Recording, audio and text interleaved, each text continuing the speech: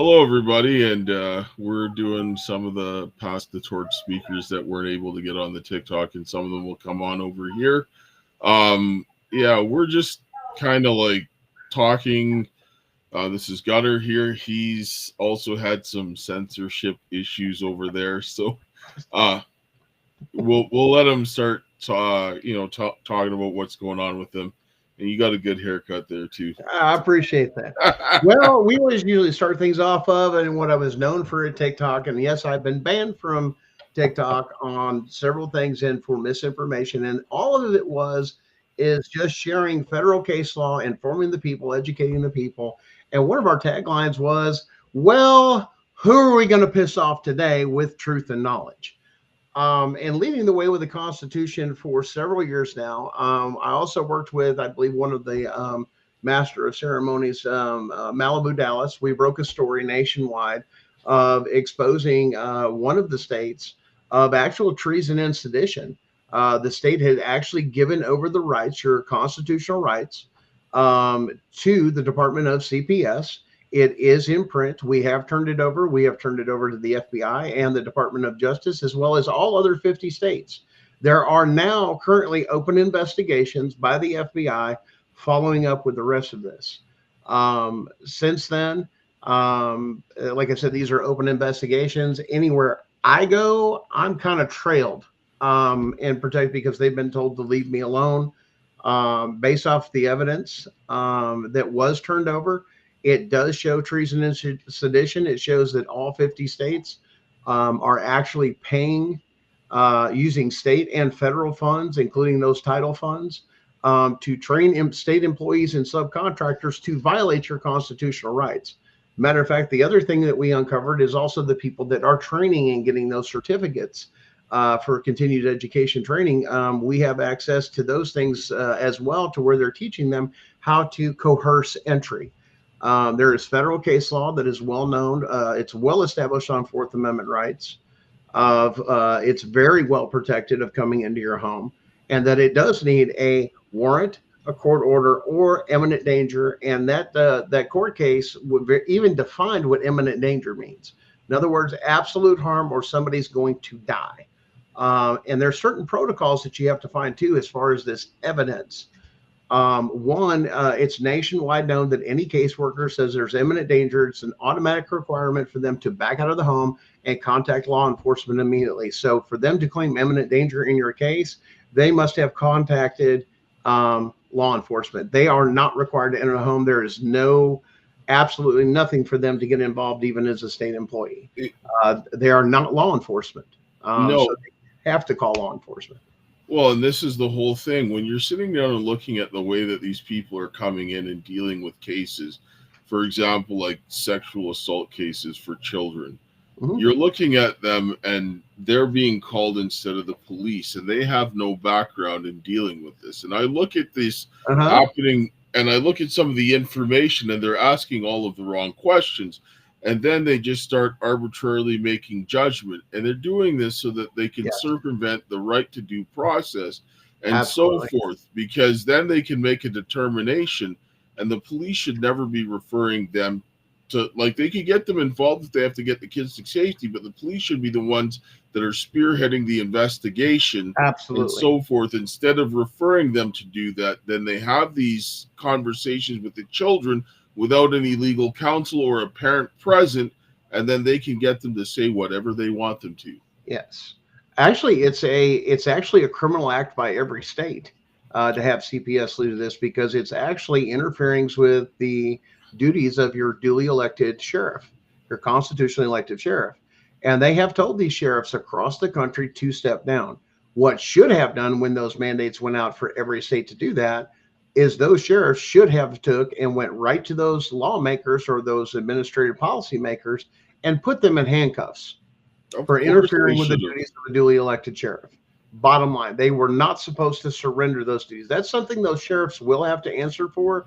I don't think a lot of them, and once again, that goes back to lack of knowledge, lack of training, and lack of, of what the standards are of what you were elected to do. And the state has rolled in and says, well, we have control. No, actually, your sheriffs are under your constitution. Your sheriffs are your constitutionally elected because they're the ones that are supposed to be there. Matter of fact, that's why in court cases, in courtrooms, you have usually a sheriff's deputy there. That sheriff's Yes. deputy posted there is supposed to be trained that if any Yes. attorney or anybody, even the judge or magistrate, commits a constitutional rights violation and he firsthand witnesses it, that's why he's there, has the power to arrest the judge, the prosecutor, the DA, or anybody in there, but they are not trained to do so. Yes, and this is where I've had a lot of conversations with people because I believe that like nobody's above the law and the Absolutely not. Nobody's Constitution above the Constitution. reigns supreme.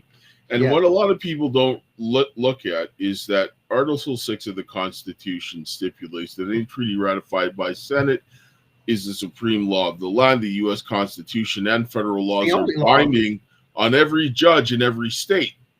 So when a judge comes in and he does something to deprive the rights and the liberty of a child, and people are profiting off of it, right, and you're breaking federal law. You can't do that. You're breaking USC code. Yes. And here's the reason why. States don't have laws. They have codes and statutes. They are not laws. You will hear people from the state or in a state courtroom constantly say, you have broken state law. They are not a law. And when they pull it up, it will say, usually like your state's letter will say Yes. Texas, TCA, yes. Tennessee Code Annotated. A code under Black's Law Dictionary and everything else is not a law. The power completely rests within Congress to pass and make laws. States do not have that right. They gave that over. And in every state's constitution, go look at your state constitution, there is a line in there that also acknowledges that your state is superseded by the Constitution of the United States of America, acknowledging the supremacy clause. Of course it does. They're not only breaking your state laws when they break federal law, because that's breaching their contract of being a state or part of their statehood. It's an act of treason. Well, yes. And then you look at the fact that one of the petitions, I did start petitions for redress of grievances in the state of Colorado, Michigan, Texas, and Arizona. Now, they haven't done anything with it, and most people don't understand how these things work. A petition for redress of grievances at the time the Constitution was written, and this is the way it's designed, is that the people are the ones who say how urgently this thing needs to be heard. It's not the government, right? The government tries. Hold on. Let me stop you there real quick. Let me correct something that a lot of people make a lot of mistakes about. When people use the word government, let's make something very clear. We, the people, are the government. Those that are sitting there are representatives. They are elected and or appointed actors and or representatives. They don't have the power other than what we give them. And there's been the confusion in communication that has been going on for over decades of saying, just especially with these state judges, I don't answer to this. I don't. And no, you answer to me. I'm your employer. That's exactly it. The people that are sitting down in the state houses or in Congress, when you're looking at that point, when they're talking about the powers of the government in the Constitution, that's a job description. It is not a person. They have no rights. It's a job description. Exactly. The only people who have rights are the people who agreed to, by consent, to the Constitution. So now let me blow your mind on this. We covered the thing of states not having laws and having codes and statutes. What if I told you there was not only case law, but USC code that specifically says that all codes, rules, and regulations are for government only? In other words, state appointed elected actors and or so on and so forth through representatives, and not for the private citizen, because it lacks due process and it's unconstitutional. You wonder why we're so frustrated in the state courts? We're not even supposed to be under these codes. It's unconstitutional. Well, this is the whole point here. When they look at things, and this is why when I write the petition, I don't use codes. I use some of the federal ones to describe the crimes but it's pretty much the Constitution, the Declaration of Independence, and demonstrating how they violated the state constitution and so forth, and saying that this is what's being done. Because when you look at what happened during COVID, and this is where I tied things together, everybody's rights got violated. COVID. Yeah. I mean, they used it to like destroy every country on planet Earth pretty much. Oh, yeah. And then the commonality is, yes, everybody's life got worse as a result of COVID, whether it was COVID itself directly or your access to the courts, whatever the case may be.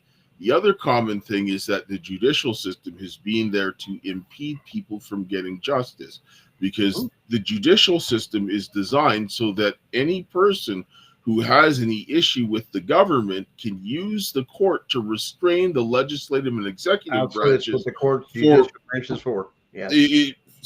But the judicial branch was created by the executive and the legislative because they had to pass the laws that were to operate them.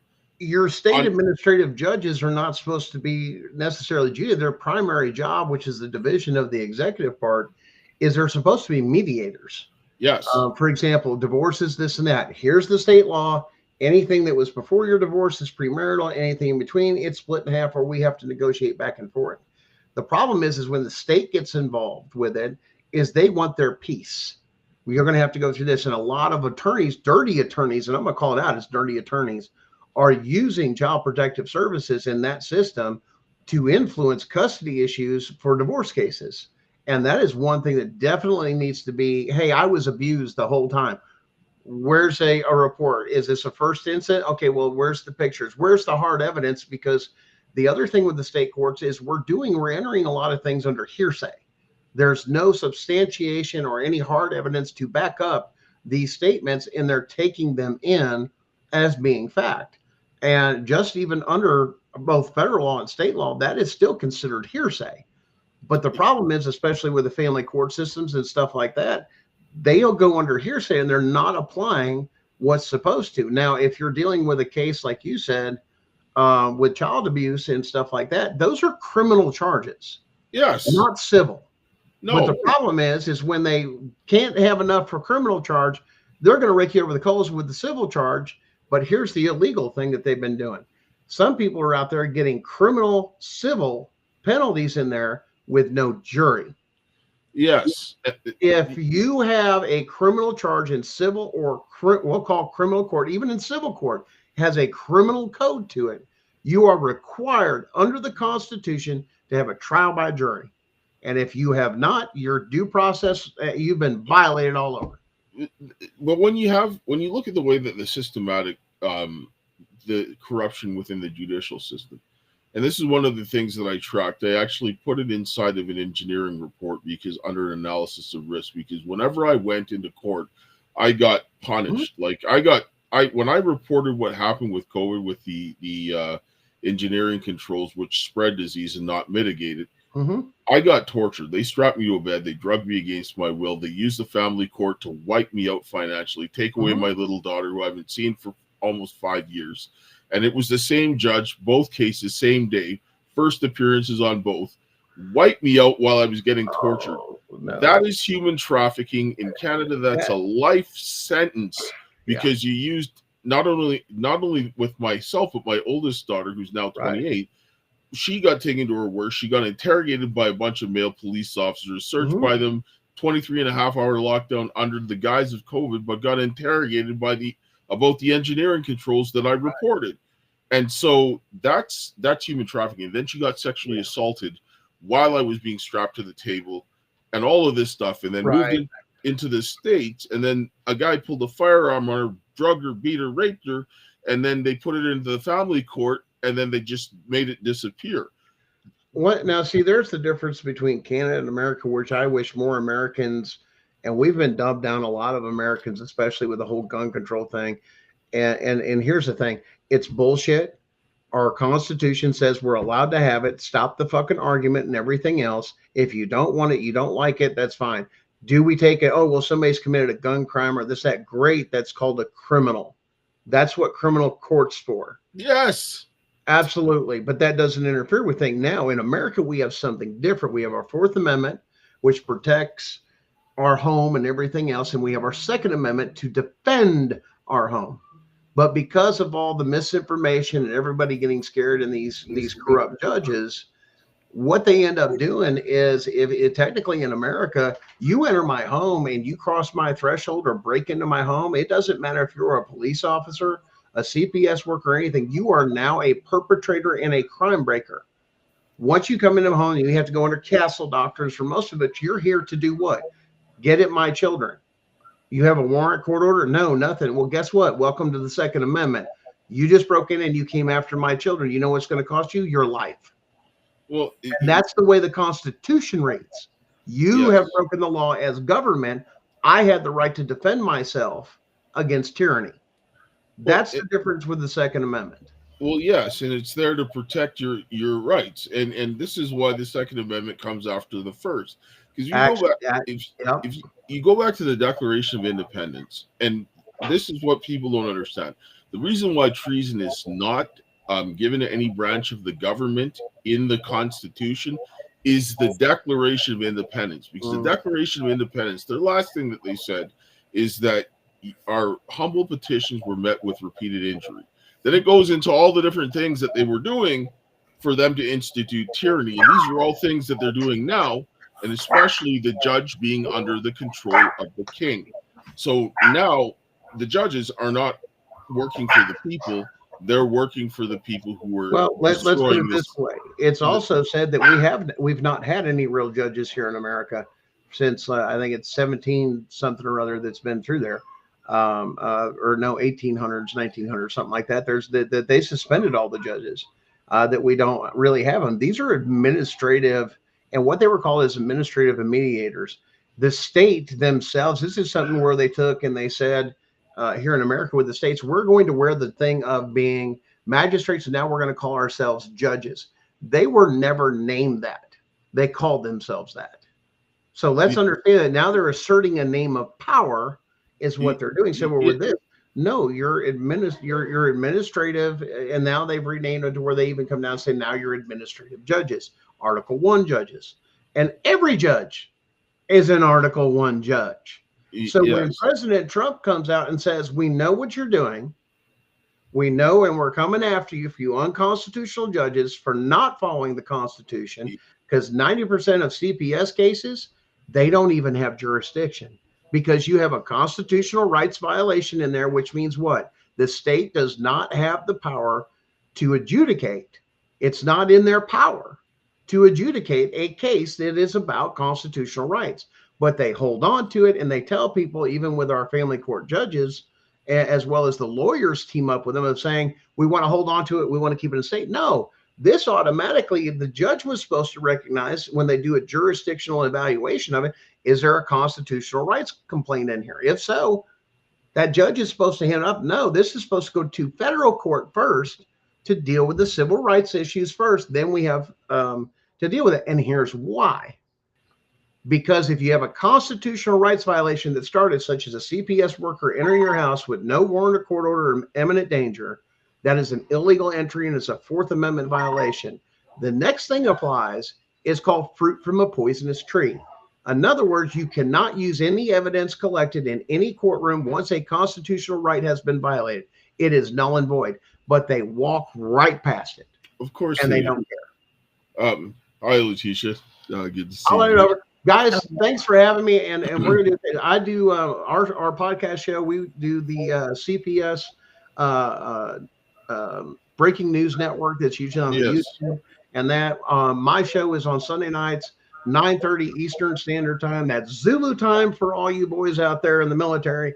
That we're out there every Sunday night. We do a show on one case law, and then we alternate between that and mental health, because mental health, this is what the CPS does to you, is this is psychological warfare is what they're doing. This is stuff that is spun off. And if you think they started there, I'm the history guy. I can tell you started way before that, all the way back to the sanitariums, and then they went into foster care to get their money, including human experimentations with Big Pharma. And the evidence is already known internationally. Yes, and what I've done is demonstrated how the judges are being specifically used to commit treason, and that putting them in the petitions and the states ignoring the petitions now demonstrates that they're denying the Republican form of government, which means we can go to Washington and get President Trump under Article 4, Section 4 to start putting down executive orders to put the hammer down until Congress can deal with this issue so that they can quickly start removing these treasonous judges and start dismantling the CPS and the child trafficking. No case, no face, which is why we all need to be vocal. Look for the different avenues you can. And the other thing that I can tell you, don't give up hope here in America. Something is coming. If you watch our show, you know why. And anything further than that, I cannot comment on ongoing federal investigation is all I'm going to tell you. You will be seeing me very, very soon. Yes, me very soon. And what's going to be revealed will take and shake America to its foundation, because they already know it's coming. And a lot of the moves that are happening now, you're going to connect the dots and you're going to see why. Good. It's good to hear. Guys, thanks for having me. Guys, keep up the fight and let's go. And one thing is, if you are struggling with mental health, suicide, anything like that, please reach out. Many of these platforms have a support group and anything like that. If you're going through that, don't give up hope. It's not worth it. Yes, they've done something evil, but please understand the day of reckoning, and the reckoning is coming. And when it does happen, we will be justified. We will be heard. And we're going to go back to restoring our families that this other form of evil in government has gone to destroy for decades, and trying to use the law and the court systems to tear us apart. CPS itself is unconstitutional, because you have a constitutional right to your family that unless a crime has happened, your services, as it's stated in there, are supposed to be voluntary, not forced on you, which they are. And when all of that is exposed, let alone with the constitutional crimes that have been given to them, your day is coming. And let's just put it this way. Everybody says, well, that's great for CPS. What about the judges? Oh, guess what? We know where the evidence is to get all the judges and the magistrates all across the country. So when I say it goes, you're just going to have to play. You play the game of fuck around to find out with the wrong guy. And hey, who are we going to piss off today? Thanks, guys, for having me. Have a great day. All right. All right. Let's. How you doing? I'm pretty good. How are you? I'm good. So what's going on with you? I know you've had a horrific situation with the Child and Family Services, or the CPS or whatnot. So you want to kind of talk a little bit about that for the viewers? Yeah. So my children were taken because of advocacy. I had adopted my nieces and nephews who have several disabilities. And in advocating for special education services, the school district became angry and they started retaliating by making multiple calls to CFS, which is Children and Family Services in San Bernardino County, to try to have the children removed from my care. By the time they were removed in April of 2023, there were 30 calls made from school staff. Now, at the time, the children had, all type of services. They had outside physical therapy, occupational therapy, dentist appointments every 6 months. They were seeing psychiatrists, psychologists, but no one else was making any calls, just the school district. They were the only ones making the calls. And the calls range from things like, I'm refusing to sign an IEP, to neglect, child abuse. Like, they were trying everything that they could try. And they were just constant calls. Then they were finally removed in 2023. And excuse me if you can't really hear me clearly, but my allergies decided that they would attack me today. So, of course, that's all right. Yeah. So they removed them from my care based on a lump on the back of the oldest child's head, which is something that he was born with. It's called a hook head. So he has this big bump in the back of his head. Yes. But the social worker told him that if he said that I did that bump in the back of his head, that he would give him McDonald's and he would be able to go to his maternal grandmother's house. So, of course, the child said that I hit him in the back of his head. Yes. No, Excuse me. no, I said, of course he did because they bribed him. Right. So then they took him to the hospital for that injury in the back of his head, and the reports say that there was no swelling. It says that he did not complain of any pain, and they even did a CT scan. Once they did the CT scan, they realized that there was no injury, and then they interviewed so there were 3 children. Initially, the social worker were like, oh, they have extreme cases of autism and their communication skills are very, very low. So they only interviewed 1 child. But then once they realized that that story it wasn't going to fly, they started interviewing all 3 children. So they kept interviewing them. They interviewed them about 7 times without supports. So now there was supposed to be supports provided for the children's disabilities, whether it was communication devices. There should have been a licensed psychologist there to determine if they even had, the mental capability of being interviewed. But none of that was done. They just kept interviewing them until they got the story that they wanted. And at the same time, they were going back to court asking the judge for postponements in the best interest of the children. So now they know that they're wrong and they're searching for evidence now. Yeah. Yes. Right. So they were taken in April. We actually didn't have the hearing, the adjudication hearing, until June of 2024. So over a year after they were taken from my home. Again, it was just like, oh, well, we need more time in the best interest of the children. And then even at that same time, there were complaints being made because the children were being harmed in foster care. The oldest was almost killed from a drug overdose of medication that was not prescribed to him. But every time some complaint was made, either the judge would dismiss the concern or he would allow the social workers to investigate themselves. So, of course, nothing ever happened regarding any of the incidents of child abuse, and then they just continued. Of course they did. And this is what ends up happening. It's like, show me the man and I'll show you the crime is basically what they're doing. They're not giving anybody any due process. They're not allowing anybody to have any type of constitutional protection. And they're running a criminal organization because once they take your kid, you have to go and prove it. And then they change the goalposts. No matter what you do, they're not going to give you your kids back. And this is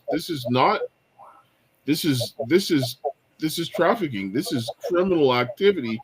Because now you've gone through courts, you've gone through, trying to get your kids back, spent inordinate amounts of money. Now these guys are profiting off it. The lawyers are profiting off it. They're getting money from the state that's taking from people's tax dollars to hold them in there.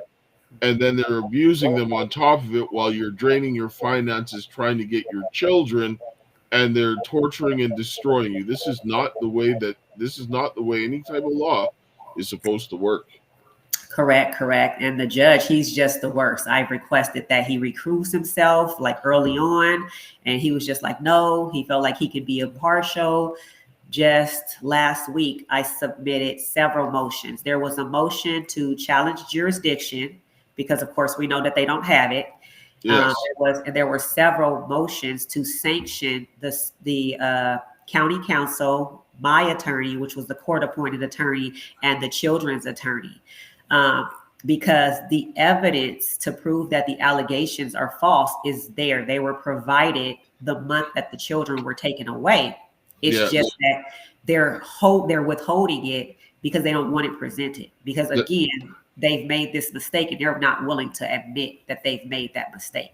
I don't think that that's a mistake. I think it's deliberate intent. You don't make mistakes like this, right? Like, you don't be like, oh, sorry, I just took your child and then I put you in an abusive situation and then I continue to put them in an abusive situation, right? Like, this is no longer a mistake with all of the things, because now they're covering their tracks instead of fixing the issue, which demonstrates this is deliberate intent, right? Yeah, so the judge, he dismissed all of the motions and he struck all of the evidence. And I'm like, well, how can you strike the evidence when it's been here? Like, you can't remove all of that evidence, because all I did with the motions is I took the original evidence and then I just resupplied it with the motions.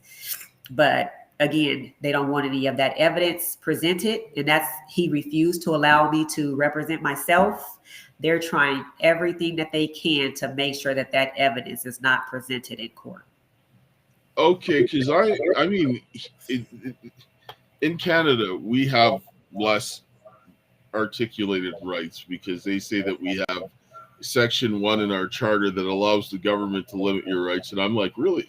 So the government can limit your right to life or the right not to be tortured. That makes sense. I'm like, that doesn't make sense. But people got used to it. They never really used it. They use it in situations where somebody did a heinous crime that offended people, rubbed it in their people's faces, and then they justified using this, saying that we need to do this to get the bad guy and so forth, so that people were ready to swallow that. And I was like, no, you can't do that. I said, you better let that man free and figure it out, because I said, what you're doing now is going to be used on innocent people. And people are like, no. Well, what are we seeing now? Like, exactly. But when I went ahead and I got strapped to a bed and drugged against my will while he took away my kid, took away my house, took away everything I had, same judge looking over both cases, he's using the family one to punish me on a first appearance, settles my entire divorce, puts a restraining order on me, a no contact. I have no way of knowing whether my child's alive or dead, but then I end up having to pay child support for a child that I can't see. I don't even know if the child's alive. But if I don't do that, they're going to haul me to jail. So I come to another province because I'm like, look, I'm being tortured. I want to put something on so that I can deal with this, and I need to have this stopped because I can't litigate while they're doing these crimes. Well, guess what? The judge comes in retroactively after everything is filed, and then he strikes all the evidence off of the record. And his name is Associate Chief Justice Rook. Then I have court cases where I'm in there by myself, nobody else, and the judge rules in the favor of the party that's not there, or the court brings me in by myself with no other party, rules in favor of the party, and then tries to punish me with costs. Or they just take fraudulent documents. The Attorney General of Canada in the federal court takes fraudulent documents on about a federal corporation, places that in front of a judge to get an order against me with fraudulent shareholder information, and that again is fraud. And then the police, the Royal Canadian Police, that tortured me were the ones who did this. Right? Like, this is our country, so they could keep my kid. Exactly. Right? Yeah. Right? This is insane.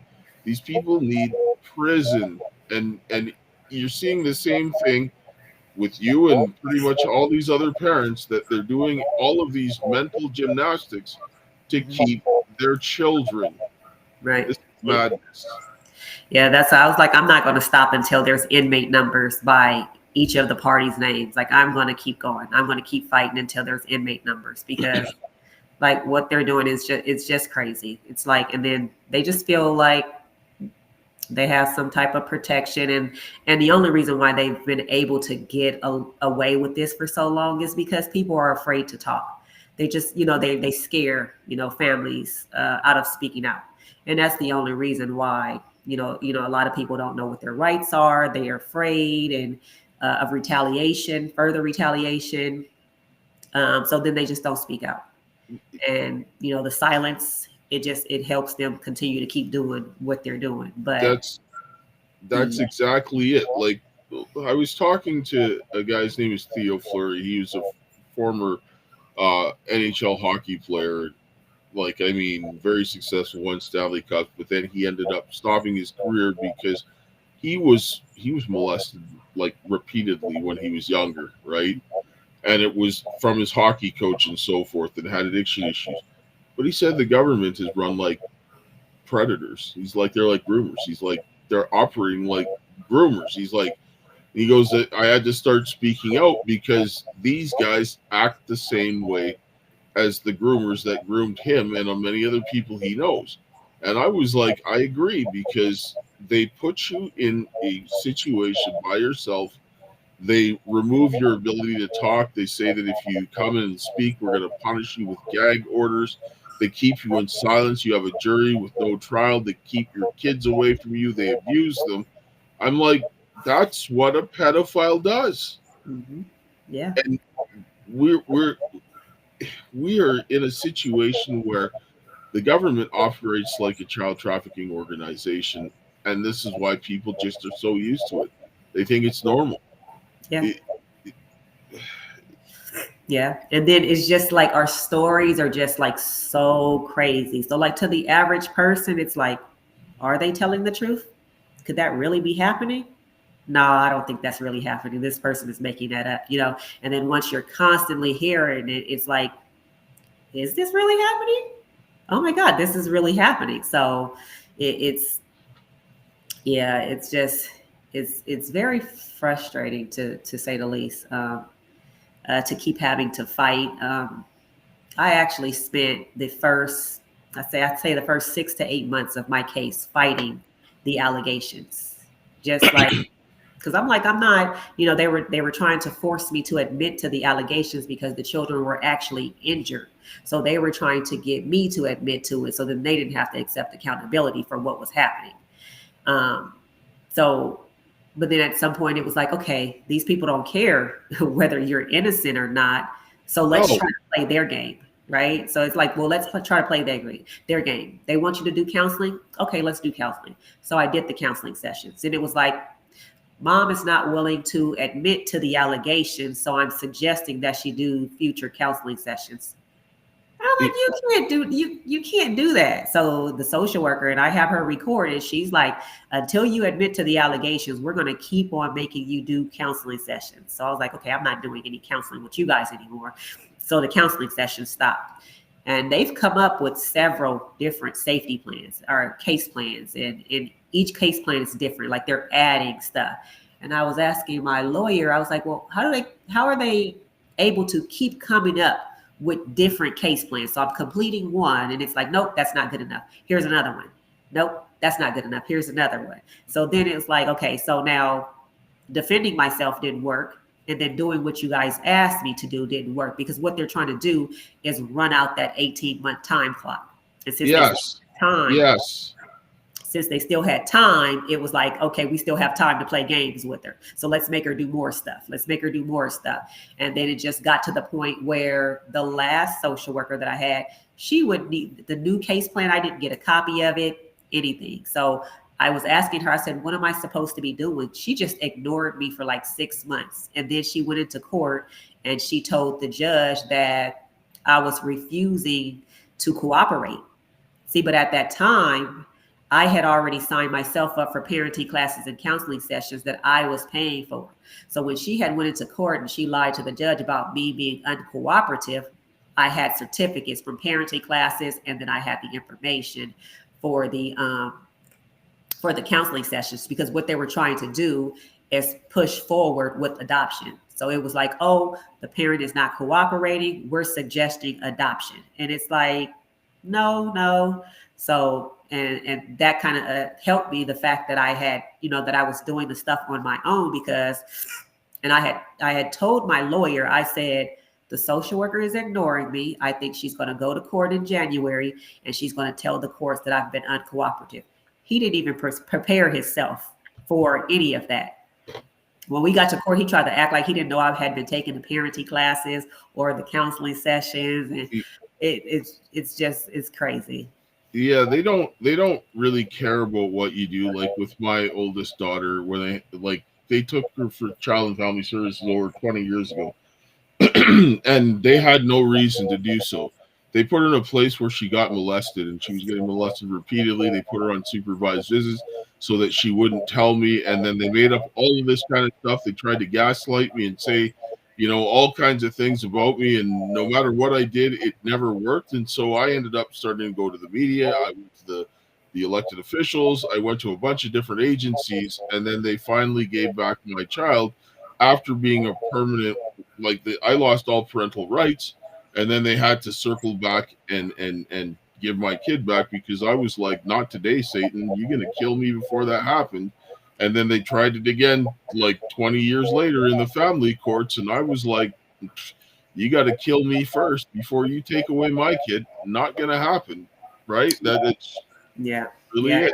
Yeah, in my situation, it was all orchestrated by the school district to remove my education rights, because they were just mad at the fact that every single service that was allowed to my children, like, they had it. So I made sure that all of those services they had, but once they took away my education, they took away all of those services. They illegally took away those services. So it was just like, hey, well, no one else is going to say anything. The parent doesn't hold education rights anymore. Let's just take them. And that's exactly what they did. And that was the whole reason for the removal. It was just to make sure that I did not have any input in my children's education. That's insane. Our next speaker is up, but Letitia, what do you want to do now, where you're going to with this, and what do you want people to do to help you? Well, right now I'm working on the lawsuit, and I'm just, adding names to the lawsuits. Every time I go to the courthouse, the clerk refuses to give me documentation or to file motions, her name is going on the lawsuit as well. So I'm just building a paper trail right now for the lawsuit. That's what I'm doing right now. Because the judge won't recuse himself, I don't know if there's too much that I can do within the courts, because he's going to make sure that he's protected, that CFS is protected. They're even protecting my lawyer. So, I mean, there's not really too much I can do other than, what I'm doing right now. Well, this is why, we're going to get this into the government and get it publicly, and get people to come together to start doing this with our action plan of getting people to film, go in groups and expose these people, and then get it to the legislators and keep making their lives uncomfortable, because it's like who wants this more? Do we want our kids back, or do they want to steal them more than we want them back? And I think we want them back more than they want to steal it. So we need to just tell them where to go, how to get there, get out, and give us our kids back. Otherwise, or else. That's all there is to it. Right. You can't commit crimes, right? I don't care. Right. So keep up the good fight, and keep in touch. We'll definitely keep this going, and we'll be doing another one of these coming up soon for people to see, and then we'll get more instructions on what to do. All right. Thank you. Bye. All right. Bye. Hi, Elizabeth. Hi.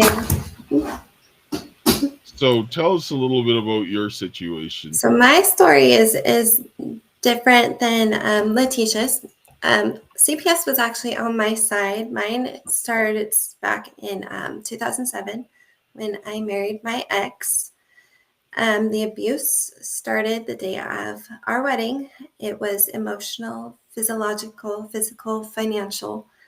And every time I tried to leave, something pulled me back in. Fear, threats, repeated pregnancies, and manipulation of him and the system. My babies came one after another, 2007, 2010, 2011, and 2013 and 14. I have 5 children. They watched the women who gave birth to them be broken, and they were slowly broken as well. I would go to shelters, and there's really not a lot of help they can give you, and it's usually they want you out within 3 days, and so you have nowhere to go but to turn back to your abuser for help and support. A lot of people don't understand, like, I've been asked many, many, many times, why did it take so much for you to finally leave for the final time? And a big part of it is the financial resources.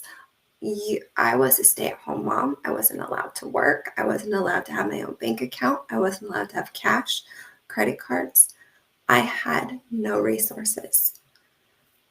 I couldn't get help at the shelters, except for they would try to help find a rental. How am I supposed to afford a rental when I've never had an education or a job?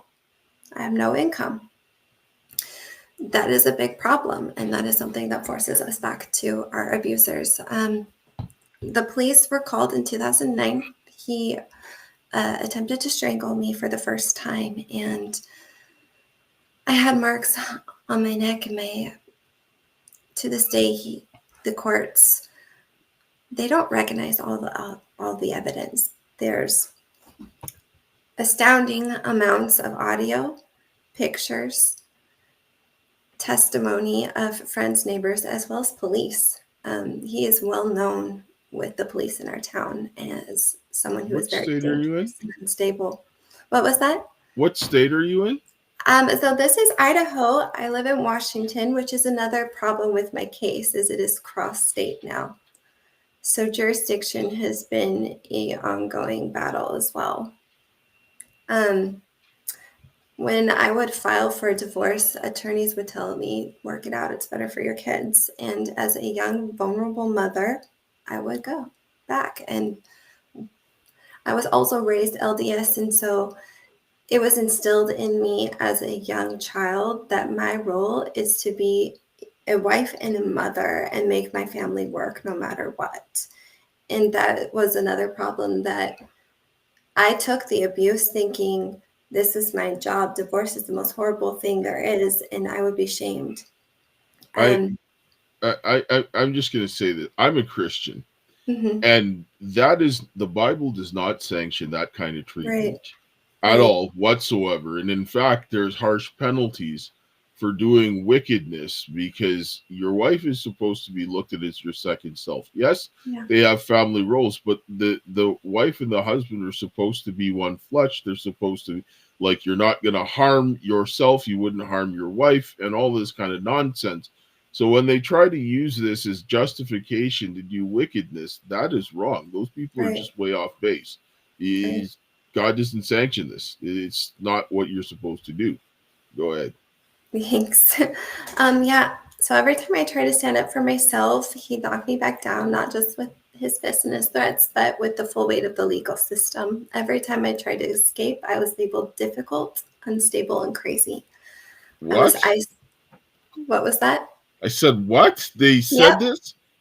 Yes. Well, he's a very, very good manipulator. And with a narcissist, they get good at egging you into a fight. And what he would do is he'd start a fight with me, and I became reactive. It's called reactive abuse. By nature, I'm not a fighter.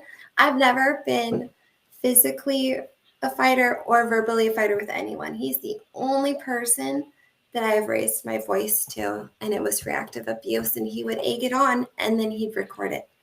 This is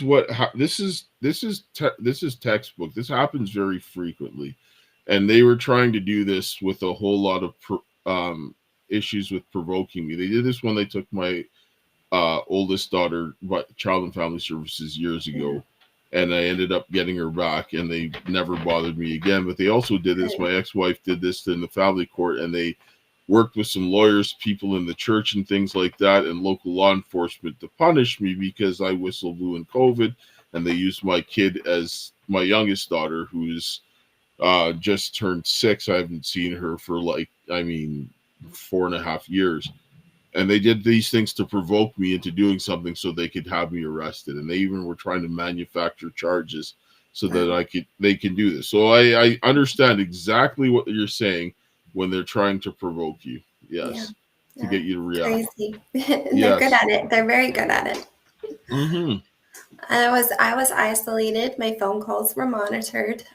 He broke a few of my phones. I wasn't allowed to speak to my family unless he was there listening. And eventually, he actually had me committed to a psychiatric ward, not because I was unstable, but because he used a recording from an ex he had where she had threatened him, and he told the police that was me on the recording. He pulled me out the next day, and basically he would hold that against me and use it to keep me with him. Every time I would say that I'm leaving, I'm just going to get you put back in the psychiatric ward, or I'm going to keep the kids. I'm going to want you to pass me your contact information, because I want to bring you back on to talk about this at length, because this is because my daughter went through domestic abuse as well. Her husband beat the hell out of her. I mean, her ex-husband that lost children, right, beaten that badly, bled for a long time. And I mean, some people in the church and so forth, they covered up. The guy was studying to be a pastor. That's, as far as I'm concerned, those people aren't church people. They're devil worshippers, because nobody would sanction that kind of filth. But this is going to need more time than what we have here today. Right. Yeah, I know. I was telling CJ the other day, I was like, I just got to touch on key points because I could go on forever. Yeah. No, but I'll bring you on to talk on this, because this is something that needs to be brought out. Go ahead. All right. That sounds good. So my children, they're caught in all the middle of that. My oldest son's autistic. He's high functioning, and he's very sensitive to overstimulation. And his meltdowns were met with rage by my ex, and not patience or love. Matthew abused him emotionally, physiologically, and tried multiple times to actually get him arrested, knowing that his mentality was not of his age. And when my daughter was 9 years old, when she actually peed herself in fear after he had screamed at her just for entering a room, he would pull out guns and shoot the ceiling, point them at us, whip the walls, and his parents would come and patch up all the holes to erase all the evidence and pretend like nothing ever happened. His mother would cry to me and tell me that he needed help, but then whenever I would try to leave or break free, she would turn on me. She would beg him to let her adopt my youngest child while I was pregnant with her. And she was always tried to tell them to call her mom behind my back. Can I ask you a question? Yes. In the community that you lived in, was it predominantly LDS people in your community? Yes, I'm from Idaho, and it's, yep. I don't think I've met one person there that was not LDS. Okay. Yeah. Yep. She physically assaulted me and tried to shove me out of my own home. And she lied for him in court. His entire family lied for him in court.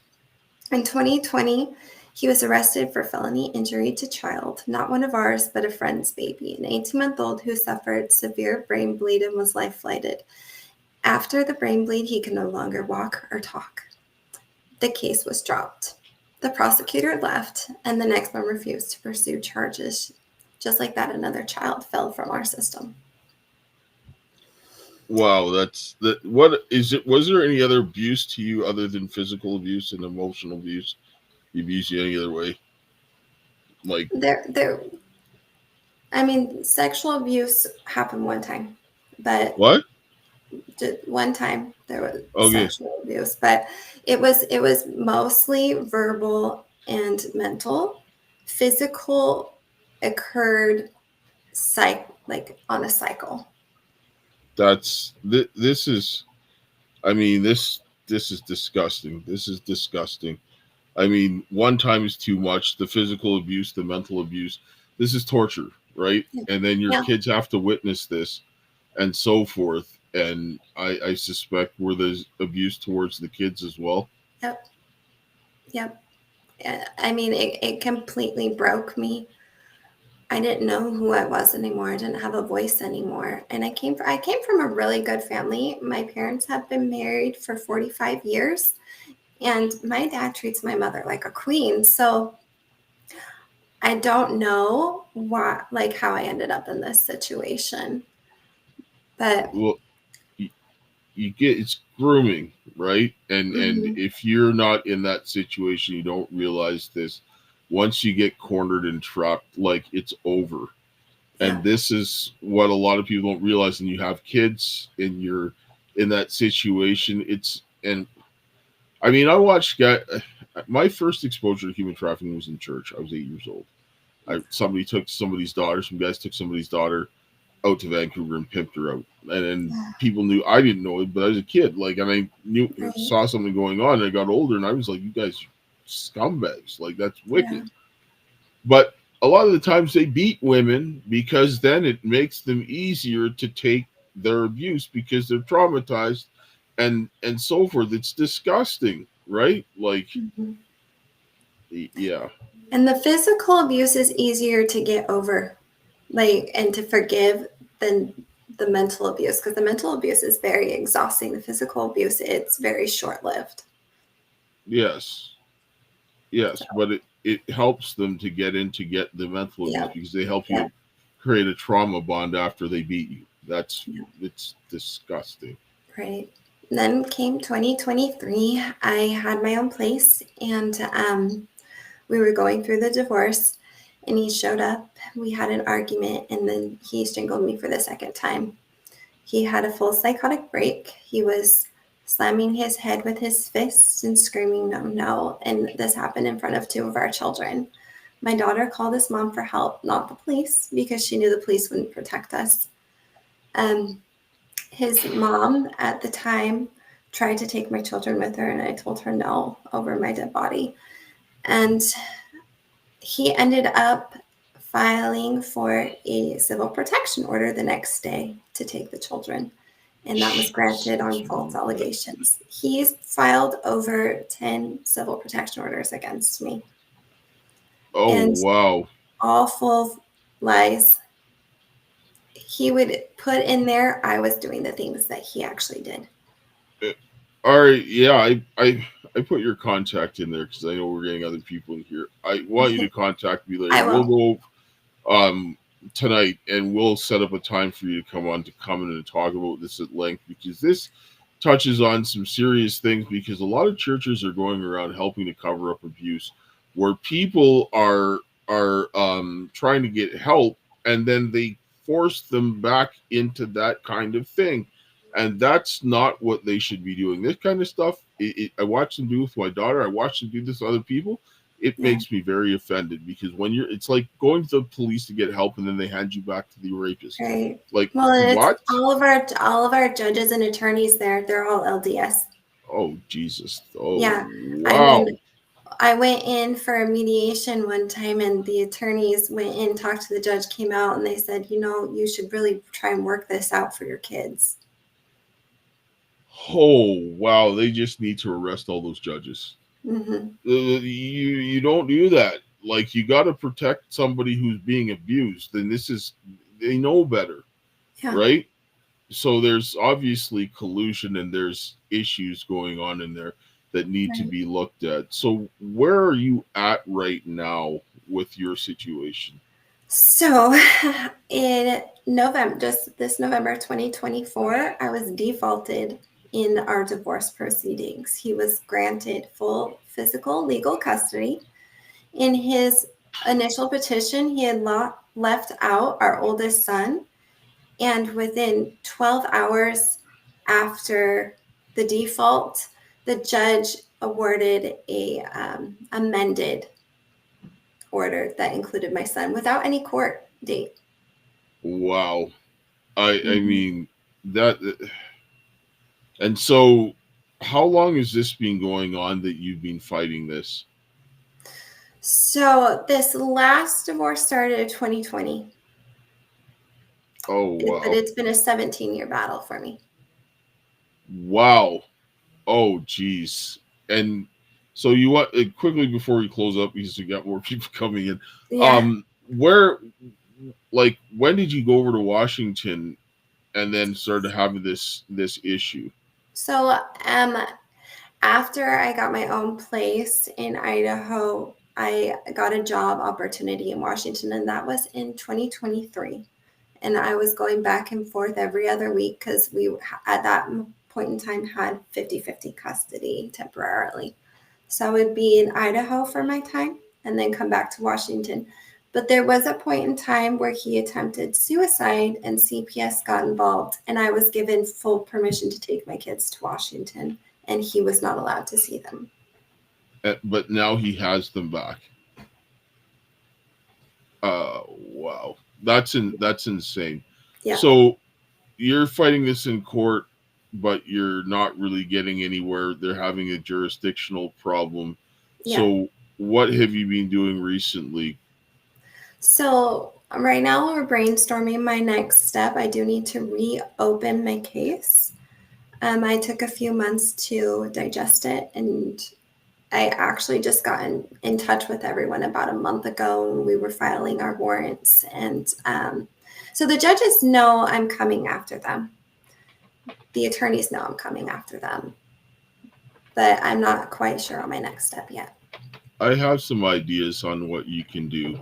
I also know some legislators in Idaho and some other people there as well that might be able to help get some attention to this, because there's some other people that I'm talking to in Idaho, and we're seeing some bad situations, especially with Child Protective Services, where they placed your child in a place and the child died. Right? Yeah, got murdered. My parents did foster care in Idaho, and they took one of the babies from us, and his dad killed him the next day. Oh, wow. Oh, yeah. So and a family friend, same thing, but in Washington, and they actually sued the state of Washington, and they won $50 billion. It was a big case, but yeah, contact me today, and we will get something there, because this is really disgusting. Actually, one of the girls I'm talking to she's in Washington having it later on today. She's having some serious issues with the Child Protective Services there as well. And so, I mean, how can people help you? And so forth. We got our next person up here. Spread awareness. Don't be like, if you're going through the court system and they are taking advantage of you and you're not being heard or given a fair, like I wasn't even given a trial, or people in abusive situations, don't be silent. Speak up. Yes, absolutely. Speak up. And this is why we're doing what we're doing. Like, I mean, I went through hell. I lost my daughter. Like, I got strapped to a bed, drugged against my will, my house taken away, got my little daughter taken away, divorce settled in one first appearance because I whistle blew COVID, same judge, both cases, first appearances. And my oldest daughter, she got taken to her workplace under COVID, got under 23.5-hour lockdown, was interrogated and all this stuff while they wiped us out and took away my kid. I'm like, you can't torture two people to take a child. That's child trafficking. That they need life imprisonment. And like, I've been going after her ever since. And my daughter, my oldest daughter, she's been put through hell. She got trafficked. She's Native. She went to the States. They took her into custody and ICE. She got raped, beaten, drugged, and all of this stuff. And people chasing her across the United States to shut me up and stop me from helping people. I'm like, no, sorry.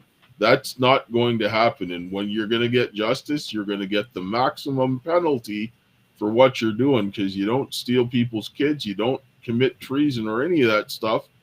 Like, I don't have to like what anybody's doing. We have a right to be free, especially kids, right? This is nonsense. And hearing about what the church and the judges, that pissed me off. Like, churches are places where people, I'm a Christian and I don't sanction that. Those guys worship the devil.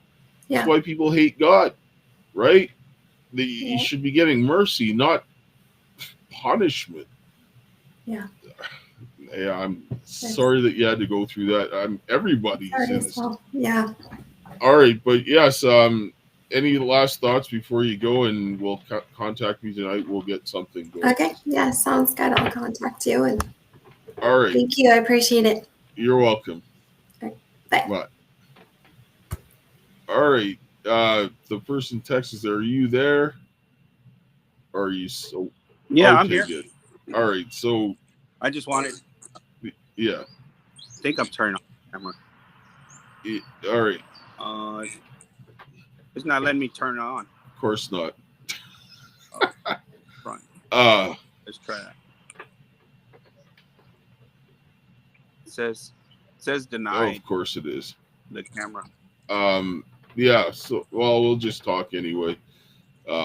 Until you figure it out. So you want to tell us a little bit about your situation? So, my name is George Saldana, and I'm in Texas. At Texas 2503 is my handle. Okay. TikTok, Instagram, Facebook. So a little bit about me. I've been in the Harris County Family Courts for the last 8 years. And my issues dealt with possession and access. When you have a possession and access order rendered by the court, and you show up to pick up your child, and the other parent doesn't want to turn over the child, it's a pretty common issue we have throughout America. Yes. But I focus solely on Texas because I know Texas laws. We've built an advocacy here that's pretty strong. We're doing some amazing things in Texas to address the family court judiciary.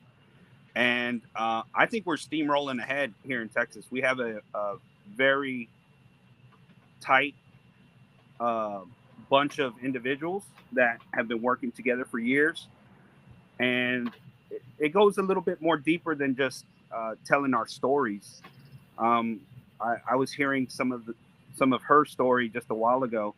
And while everyone has a story, the root of the issue is these judges aren't following the law. Yes. That's it. If a judge follows the law, the best interest of the child will prevail.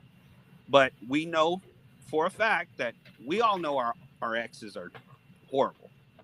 But then when you hire an attorney and they legalize or they weaponize their legal skill set against you, and then there's fraud because they're either communicating with the court or they're adding language saying you did things that you didn't do, making statements of fact that are untrue. All of those are violations of the disciplinary rules of professional conduct. And so when you study the rules of the court, you study the game, you study the rules of the game. Yes. It's like going on a NFL foot. It's like going on the NFL football field, right? And you're playing B team 7th grade football plays, right? You don't even know the rules. The rules of the court change. Yes. Right. And a lot of parents are going in there and they're trying to say, well, you're violating my rights. You're violating this. And they don't even know what rights are being violated. No. So where I come from education. Educate yourself. Yes. Take something from every advocate that's on social media and try to learn as much as you can, because honestly, everyone's telling their story. Great. Your story, my story, her story, another person's story. But I really don't know any of these people. I'd love to take their word for what it is. But at the end of the day, if you educate yourself on the processes and then you highlight and you expose those unethical practices, that's where you start getting a grip on this monster. Yes. Right? You're exposing the con. And a lot of people say family court, it's unconstitutional. And oh, great, we get it. We know the problem. Now give me a solution. Give me the solutions, okay, without telling me your story. Well, so I just got something there for you that's been sitting in Texas for over a year now. There's a petition for redress of grievances that actually outlines the corruption in the court, and I actually took a bunch of court cases. I did some statistical analysis on them. I ended up tying it to an engineering report tied to COVID, and showed a pattern of corruption in a bunch of courts. Because in my case, family court was used to punish me for whistleblowing, and they took my youngest daughter, who I haven't seen for 4.5 years, and I started to do cases all throughout Canada, United States, both on a state, provincial, or federal level. And I was watching the same pattern of corruption coming up. And I had multiple people that signed it. My daughter was also oldest daughter was sexually assaulted in Texas as part of this. And they did nothing to keep her mouth shut from speaking up against this wickedness. And this has been in the legislator's hands. So anybody who has, and this is part of the solution, is asking them to investigate and deal with the dirty judges, and they have the power to do so. And so that's something you might be interested in. So what we started doing is filing criminal charges on judges. And look, if somebody comes to your porch and they take your rocking chair off your porch, you're allowed to make a criminal complaint if you know who it is. If you have a Ring camera and you see me taking something off your property, if you can prove it with an affidavit like they use for protective orders, restraining orders, criminal charges, all of those things, affidavits hold power.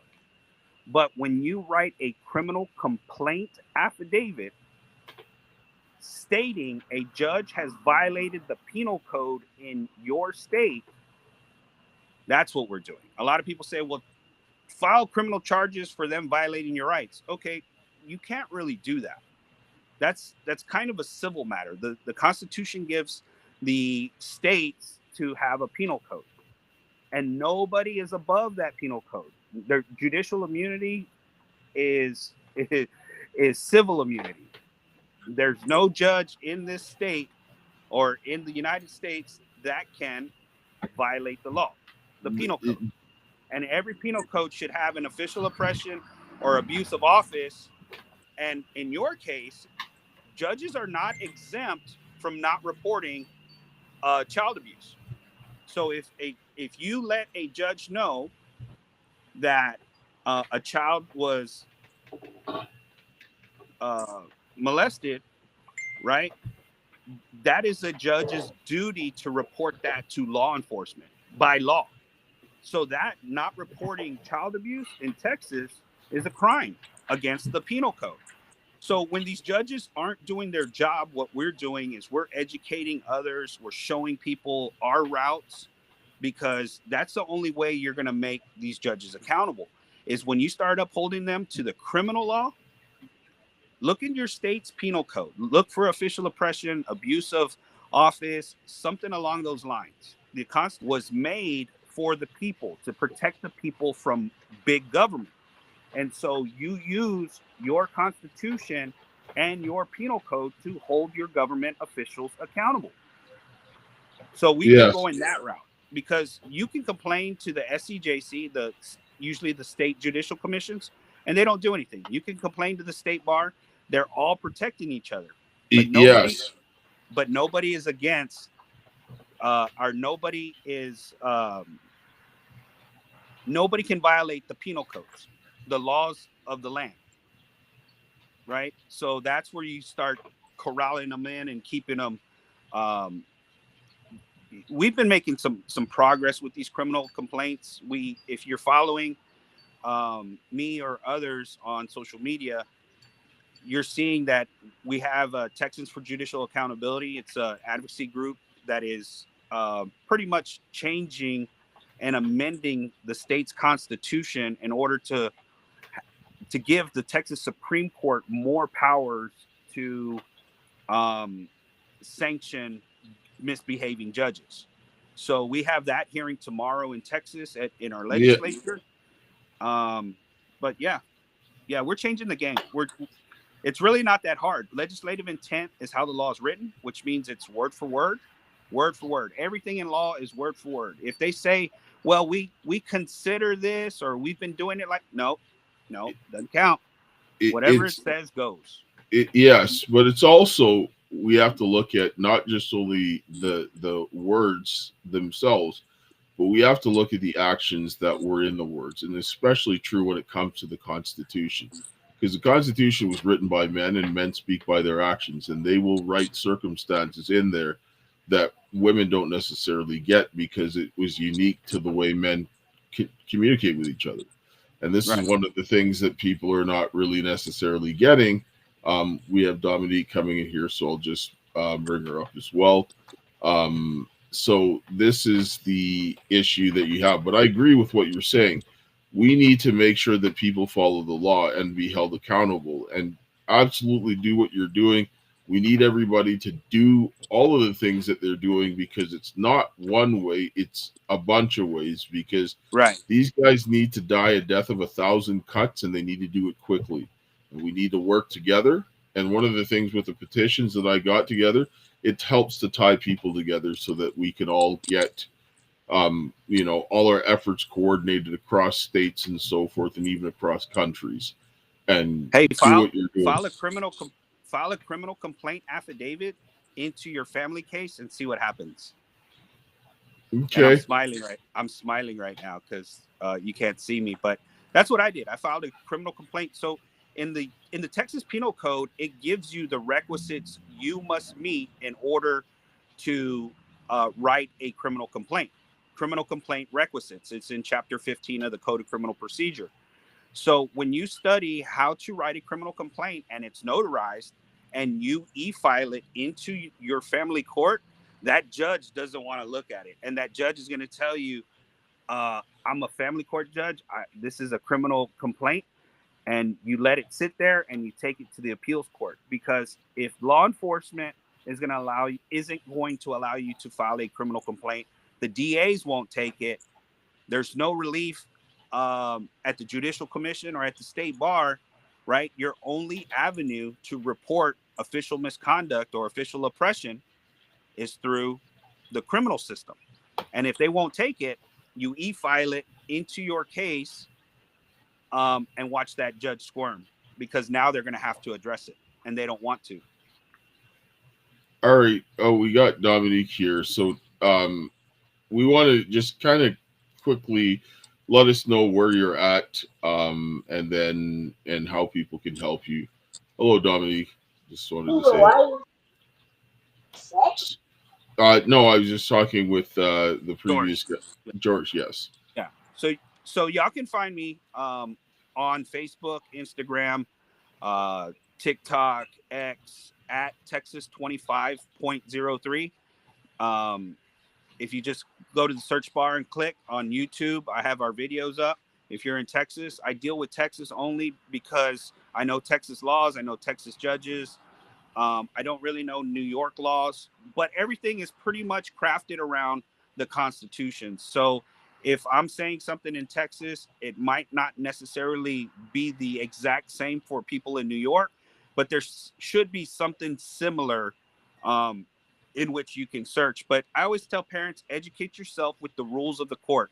Know the judge's job better than the judge. Know the lawyer's job better than she knows her job. You can already prove your ex is trash. That's why you're going to divorce court, right? But once you start making that judge zero in on that attorney that's litigating unethically, you're going to grab your case by the horns. Yeah, no problem. Yes, and thank you for coming. Actually, get in touch with CJ. I would like to see what you have to say here, what you're doing there. That sounds, any kind of criminal stuff is. I'd like these guys to get criminal responsibility. Hey, if Trump and Ken Paxton's the Texas Attorney General, if they had charges filed on them during their official capacity, guess what? So can family court judges. And that's what they're doing. Lawfare is here. And people are filing all these criminal complaints on the federal level. And now people in family court are starting to say, hey, we can hold these judges accountable. Right? And once you hold that judge accountable, everything rolls downhill. So, hey, man, it was a pleasure talking to you. This thing says I have to update my browser in order for my camera to work. So next time we get together, I'll have that figured out. But thank you for letting me come on here. Where do I follow you? I'm on, you can follow me at DJS Richardson on X, or you can find me on Truth, or find the Karis Project on Rumble, Instagram, and X as well. And it's on Lindell Network. All right. So. Okay, cool. All right. I'll start following you, and thanks for having me on today. All right, thank you. All right.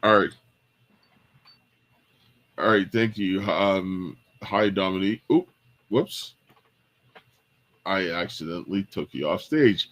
So, how are you doing? You want to tell us a little bit about yourself and what you're doing?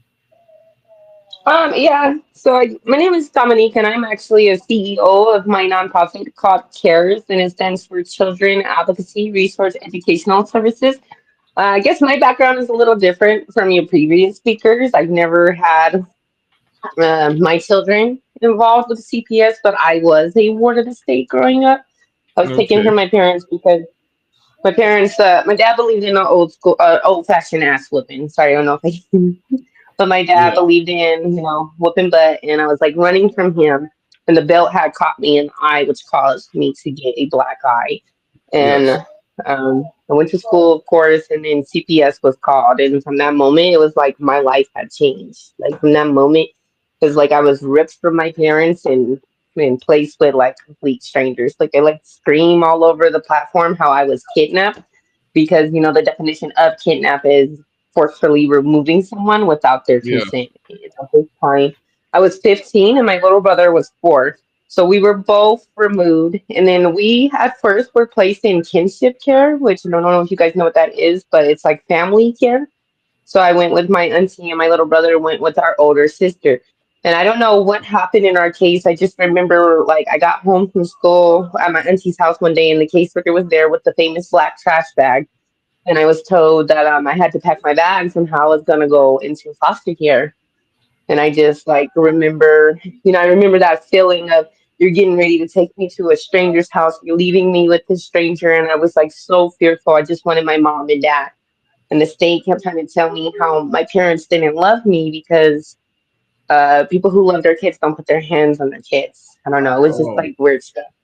So, long story short, I went through 23 different homes. I was in foster care for 5 years. I emancipated from the system, and it was definitely a journey, definitely challenging. And on my 18th birthday, I remember calling my little brother's foster mom just like any other day because she believed in family connection and sibling connection. Like she was one of those foster parents that was like they want to talk to the parents, we're gonna let them. And of course the courts didn't like that. But I remember calling her like any other day, like a normal day, and asking her if I could talk to my brother.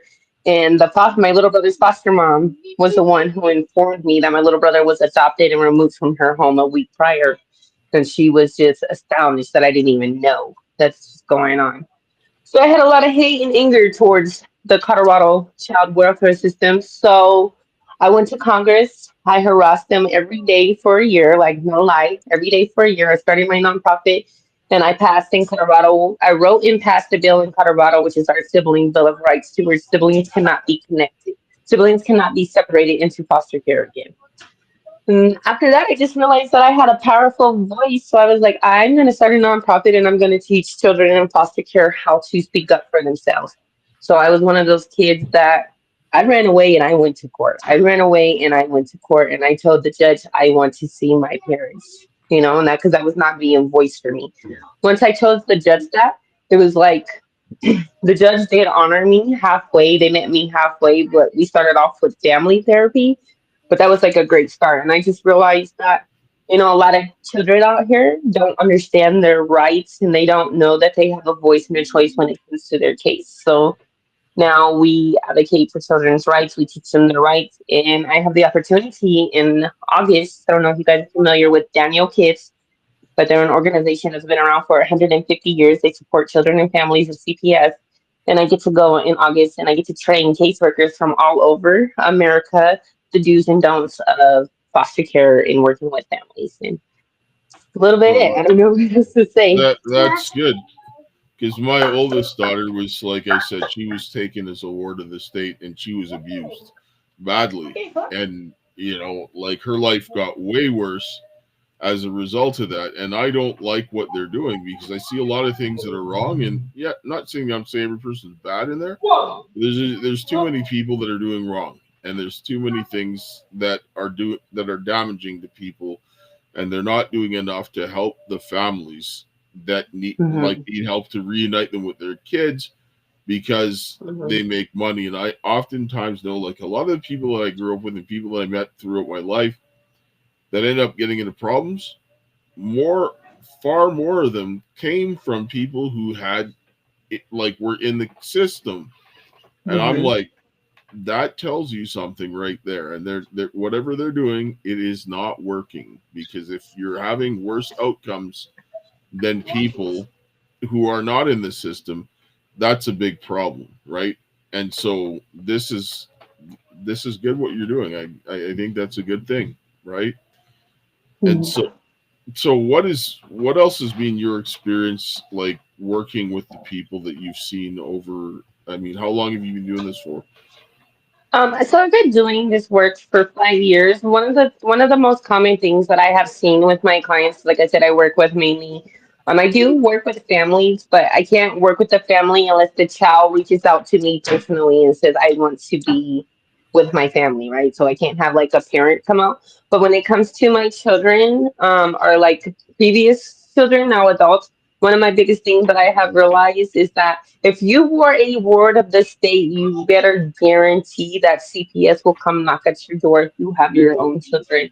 And I only say this because when my daughter, she's 6 now, but when she was 2 months, went to the grocery store and I came home, I had a letter on my door from CPS. And I can tell you that my whole world shattered. I was like, no, this cannot be happening to me. Like, I'm an excellent mom. My child's father, I'm still with my child's father. I was like, there's no way. And sure enough, they came knocking on my door and the allegations, you ready for the allegations? I laughed and she was like, I don't think it's funny. And I was like, I find it hilarious. But I beat my daughter.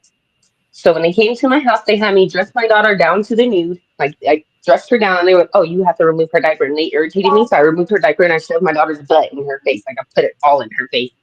Because I was like, my daughter don't even have a diaper rash. They searched my house. And then she was like, oh, I need to search your bedroom pillows because the allegations were I stuck coke in my bedroom pillows. And I was like, you have to be a type of professionally idiot to believe that. Like, who, Scarface didn't even stick cocaine in his bedroom pillows. Like, who does that? But long story short, they came in. And at this time, I had just started my nonprofit. And mind you, I worked at the Rocky Mountain Children's Law Center. So I worked with attorneys for children that when I would go to work, I had attorneys, mandated reporters holding my baby while I'm working with the kids, while I'm doing what my boss wants me to do. She's in the background feeding my baby, holding her, whatever it needs. So I told them, I was like, I don't care where you got your information from, but me and my child are surrounded by mandated reporters. I'm a mandated reporter. There's no way. But long story short, that's the last thing I heard from them. They came to my house and that was it. They just came to my house and then I gave, I had my boss there too. When I had called them, my boss was definitely in my house. So I just really believe that if you were a ward of the state, you better guarantee that CPS is going to come check in on you. And I feel like that's just because of the cycle. If you were in foster care, if you were abused, you have a higher chance to abuse your child. You have a higher chance of having your kid go into the system. Like I have a client who, when she had her baby, the caseworker literally, luckily she recorded it. I'm so glad she recorded it. Caseworker literally came to her and told her she didn't have a family, so how would she know how to create one? Like, and I was just like astonished. Like this is what really happens, and it's even more astonishing that you see parents all day, every day screaming, "Screw CPS, da da da, CPS this," and they're just looked at as angry parents. So I started encouraging more foster youth to come out and speak up because now when we speak up, you cannot call us angry parents. You cannot say that we're just mad because we got our children taken because we are the children taken. And then when we do that, people just want to blame the parents. They're like, well, be mad at your parents that you went into foster care. And you're like, no, I'm pretty mad at the system, because they don't know what that 5 years did to me and my parents, or say like till this day, I'm 33. I haven't seen my brother since I was 18. Oh, I don't know where he is, if he's alive, if he's dead, if he's safe. Yeah. And these are the repercussions. And then also I find in my work that when you become this magic number 18 or 21, depending on what state you're in, CPS is like, bye, kick you out the door. And you know where to go. And then it's like it's left to that child to reestablish that family reunification. They don't even know where their mom is. They don't know how to get in contact with their dad. And now they're walking around this earth. They don't care. They don't care about the kids. They get their money. Once that they're done, they're like, get lost, right? Mm-hmm. Yeah, that's it. That's all they want. These people are criminals. Like, I mean, for me, if they came to my door, I'd be like, do you have a warrant? No? Get lost. That would be the answer. It's like people can say whatever they want, but they need to have evidence. They can't come in and just do something. I said, so where's your evidence of this happening? Oh, you don't have any? So get lost, right? Mm-hmm. I could sit down and say you're a crack dealer. Does that make it true? No. Beat it. And I'd say come back when you have a warrant. I don't care if you have a judge's signature on something because you can't take somebody's kid. It's called due process. And I say get lost. They said you do that, and I will call the police to have you arrested. That's what I tell them. Absolutely. I'd like to see more of, which we're working on here in Colorado, is to establish a bill that people who call, because there's people who call and just make the off reports because they're angry. And I'm like, are we seriously calling CPS on someone because they pissed you off? And then when they do that and they make these false allegations to target someone and their kids, and the case is founded as unfounded, there's no repercussions for the person who called. I feel like if there was more repercussions for people who made false reports to CPS, the number of kids will go down because people aren't going to be calling making false reports because you're going to be incriminated. The only reason why it keeps happening is because there's no consequences for these people, and it irritates my soul, or it irritates my soul to see that I have a friend. I have a friend who lost her kid because she ran outside to her car. To her car, we don't think nothing of it. We're just running outside, and her toddler locked her out. When her toddler locked it out, he had accidentally hurt himself, and she was called a negligent parent. And to me, I'm like, that's an honest mistake. That is something. So I run to my car all the time, and I leave my 5-year-old in the house because I'm thinking it's like 3 seconds, and then you're like, your whole life changed because you ran to your car and your child got hurt, and now you're being called an incompetent parent, or you lose your kid for poverty, right? Because I don't know what in the other states, but in Colorado, you get $1,900 per child. That's per child in your home. That's a lot of money. And then Yes. we got 1, 2, 3, 4 kids in the home. That's like $8,000 a month that you are receiving to take care of somebody else's child. When this mom who was couch surfing, you could have given her that $1,900 a month. Hey, here goes $1,900. We're gonna fund you this $1,900 for X amount of months. Get you in place. It gets you in a home. It helps out, and that money can be used for parents to get out of poverty. It could be used for parents to stop. Say, like, I don't think I need. Camila, stop. I don't necessarily think I needed to be removed from home. Like, my dad can agree he should have disciplined me better. He can admit that. But it wasn't serious enough to remove me out of the home. You could have paid for my dad's alcohol classes. You could have paid for my parents to get some type of training. I was not in immediate danger. And I, like, in my culture, in the culture, it's more common to you get whooped. It's just it. You don't get corners. You When get I was whooped. when I was going to school, they still had the strap in school, and the principal would, you go to the principal office and why I saw some kid getting the strap, and I'm like, I don't want to go in there, I don't want to get that, right?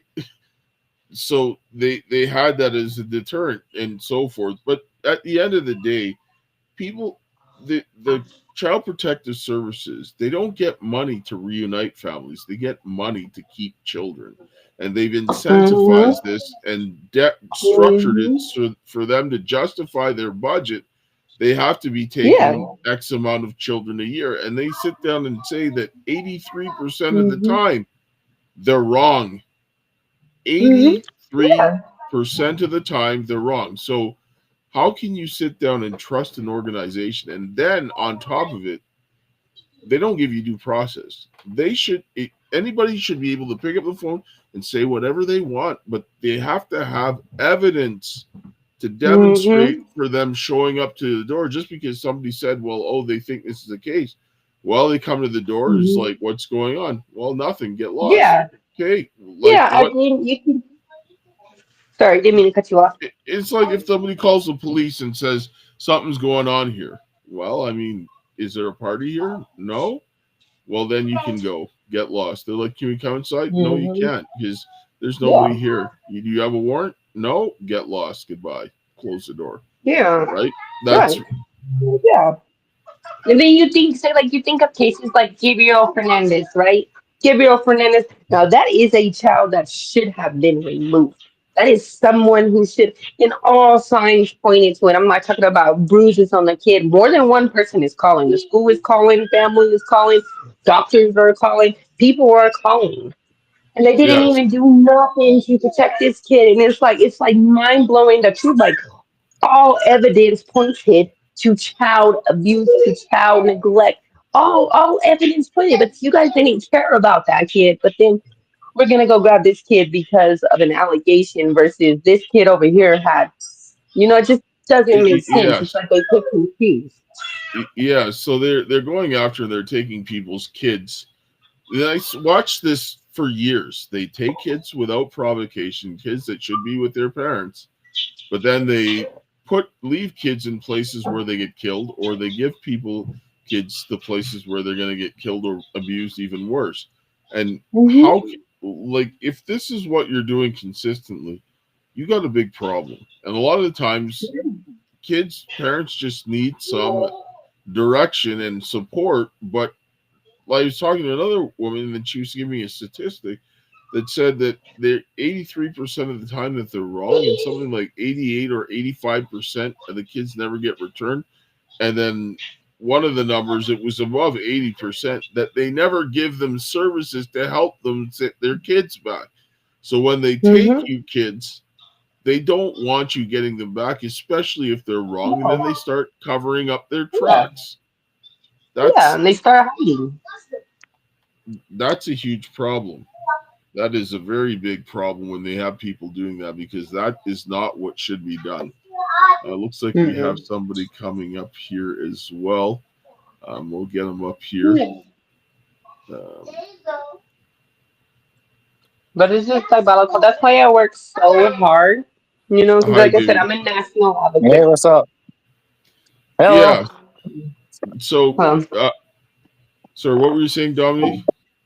So like I said, I'm a national advocate. I've been to California. Like in California, you know that they were taking $3 million from the kids in California. So this is from their parents who have passed away, or military or whatever. So these kids that are receiving their parents' pensions or Social Security. The state of California, they had $3 million undocumented of these children's money, and they were making these children basically pay for their own foster care. But then yet, say 50% of kids who leave foster care, they end up dead, incarcerated, or homeless, or on drugs. And I'm just like, that's $3 million unaccounted for. And you think about these pensions that these kids are getting, you put into a bank account and set them up for success. And it's just like the system isn't built for that. It's just diabolical. It's just like, how we I'm in California. Fight this. Do you know about that, Bill? Well, no, but I'm in California. I got a story to tell you real quick. There was this native lady, because I'm Cherokee, and I represent a Cherokee group out here in California, and I'm hooked up to my nation in Oklahoma, and I'm trying to get stuff done there. But nonetheless, I had a lady from our Cherokee tribe call me up and say, "Hey, look, I have children. I'm here in California. I have children, and they took them away from me, and they can't do that. They can't take them away from both parents. They can take it away from one parent or send it to the family on down the line, someone else in the family or a Cherokee person. But they took them away from both of them."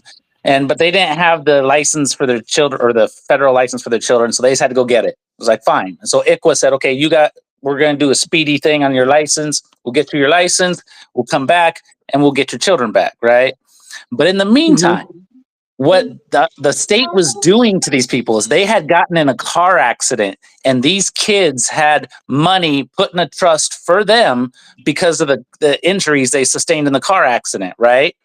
CPS was trying to get that money out of their trust and take it for themselves. I was like, are you kidding me? She's like, no, they said that they were entitled to it. And we're like, no, you aren't. And it's in a trust, so you ain't touching it. But they were trying to get it. That's how bad it is. And the CPS is lawless. The ADR court system is the Judicial Improvement Act and the ADR Act. The Judicial Improvement Act in 1990, the ADR Act in 1998 gives them the ability to bypass all of our constitutional rights for efficiency. So these cases will be more efficient. So they can do it however they want to do it. So what it comes down to is I created a bill that will pretty much have a license for everybody who has to do family child services, and anybody with that license can get dings on their license, have a license taken away if they violate the constitutional rights of the people in any part of the cases. Now that is one solution that I came up with. Other than that, the only other solution I can see that will work is to have CPS completely gone, start over with a new CPS system that's constitutional. And you have to take away the old CPS system and return all the kids to all their families.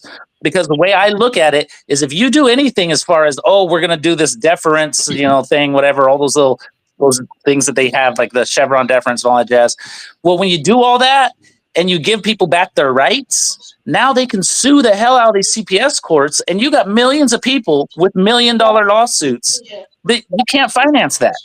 So there's no way that can happen. So you can give them back their rights, but that's not going to solve the problem. You got to either get rid of CPS or institute some sort of a license that holds them all accountable. and then children get to come back because they were unconstitutional in their license. That's the only two ways I see about it. Otherwise, it's completely ridiculous for everybody to say, oh, we're going to go to court, we're going to sue, we're going to impeach, we're going to do this, we're going to do that.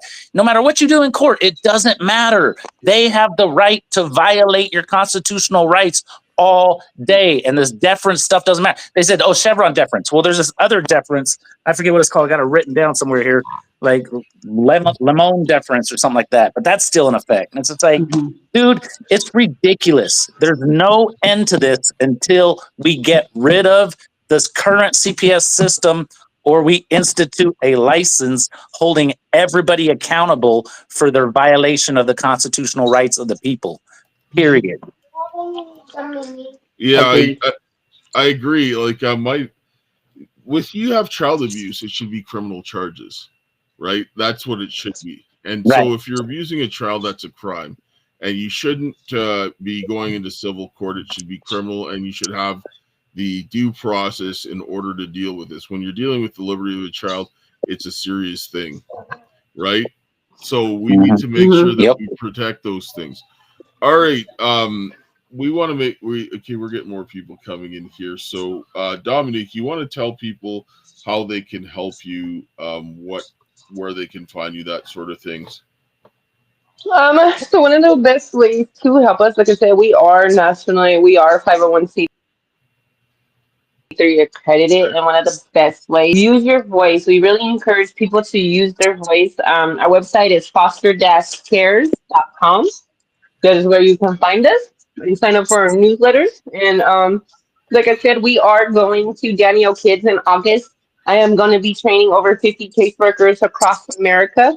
And I want parents to reach out to us and let us know, like, what you want me to tell these caseworkers, you know, like, because together, if we use our voices together, we have the power to make change. I'm only one person, right? I can go talk until I'm blue in the face. But if I have 20 people to come talk with me, now they have no choice but to listen. And that's one thing I have learned. So just the power of the voice is strong. And I encourage you guys to use it. And that's how you can help use it.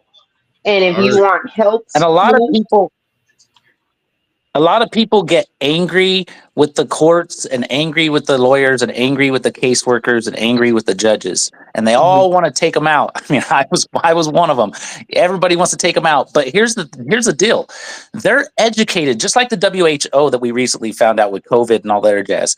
They're educated to believe this system that is horrible, and so they're innocent as well. Even though we want to hate on them, they're innocent as well. So these caseworkers, they're told to follow policy, do this and all that. But some of them are smart enough to see past the BS and go, wait a sec, what I'm doing is wrong. But others aren't that smart. And they're just like, I'm just doing my job. I'm just getting paid money. I'm just doing my job. And then they're doing their job and they're hurting everybody, but they don't realize it because they're not that bright and they just do their job. So we got to educate everybody, because it was the judges that stood up. When they did this 1990 Judicial Improvement Act, the judges stood up and said, hey, this is unconstitutional. This is going to create a lot of problems. And the Supreme Court didn't listen to them, and they passed it anyways, because Senator Joe Biden was passing that Judicial Improvement Act. He was the one that helped push that act. And then the Clinton and Obama administrations did more acts that supported all of this ADR stuff. And don't get me wrong, the Bushes were just as equally part of this as well. So it's not one party or the other. It was the Bushes, the Clintons, the Obama, and Senator Biden, all of them in on this. And they did it silently. So like when they talked about the 1990 Judicial Improvement Act, they said they talked about it as the act. They didn't name it. They just said the act. And they kept saying the act because they were hiding this from us and slowly getting this in without us even knowing about it. And we need to educate the caseworkers, the lawyers, and the judges, because they are our rogue agents on the inside, so to speak.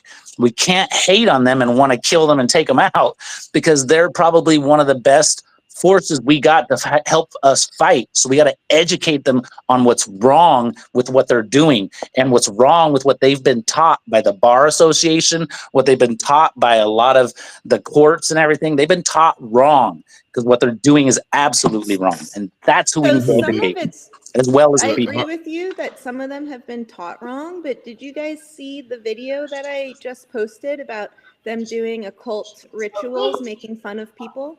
Can you not hear me well? Where did you post the video? I have it on my Facebook and I have it on my TikTok. It's by OMG Broadcasting or something like that. They're dressed up with devil horns and they're doing dances, making fun of people, saying about whiny clients, give us your money, and there's all backdoor deals. So that's one of the things that I just discovered with my case, is that my ex became a Freemason. Yes. And they're all backdoor deals. And I think it's every single one of them. And a lot of the attorneys, some of the attorneys are naive and don't know. And other ones, in order to get into our government at a high level, you have to be in one of the secret societies and do backdoor deals. I know good people that have. Okay, so here's a little information on that. I did a lot of research. I do research for fun. I do term papers for fun. I've done research in when I was advocating for vaping and all that jazz. It's just what I do, okay? So I did some research, and I think this is probably God sending me. The Ashkenazi Jews, okay? There's different Jews. There's the Semitic Jews of Jesus, from the tribe of Jacob. Then there's the Ashkenazi and the Khazarian. They come from the tribe of Gomer in the Rhineland, pretty much Germany. And the Ashkenazi and the Khazarian, they were originally pagans who believed in human sacrifice and all the other pagan worshiping type stuff. And so they took on the name Ashkenazi, or took on the name Khazarian Jew took on the name Jew. Let's put it that way. They took on the name Jew because the Byzantine Empire told them you have to pick a religion. And they said, okay, we're going to call ourselves Jews. So there are modern day Jews, the same ones Hitler wanted to get rid of, the same ones that started the Federal Reserve, the same ones that inhabit all of Hollywood and our political system, the Ashkenazi and the Khazarians, and they were pagans. So it's not too far-fetched to talk about this cult stuff and worshiping and bloodletting and adrenochrome and all that jazz, because that was their original belief system, and they're just masquerading as Jews, and they're not really Jews. They're not the Jesus Jews. Same with the people in Israel that run that country. They've changed their Eastern names to more Jewish names. So they've added letters to it to make it sound more Jewish. But they're all of a very evil religious cult, so to speak. And I'm going to say that there's probably good pagans too. And so you might have different beliefs, but I'm not knocking on plant earth-based spirituality. Right. But a lot of the religions have been tainted by evil because the people in power have been in charge for so long. Like one of the things I'm thinking about is I'm not even sure when people say like, I'm covering you in the blood of Christ. Why is it the blood of Christ and not the light of Christ? Right? I know. I just wanted to say that because they say the blood because he had to shed his own blood to save people from the penalty that was there. That's why they said it's not because of that kind of stuff, because what you were talking about, the child ritual sacrifice, that happened everywhere in the world. There was people that did this everywhere. And I agree with what God said. You give them the death penalty for killing children and doing that kind of nonsense, because I have zero tolerance for people who harm children. So I mean, the Bible says that they have to die. I'm not going to have that be my judgment. I'm a psychologist. I'm on the healer side. I'll win wars, but as far as penalties go, I'll let you guys handle that stuff. But the Bible does say God said vengeance.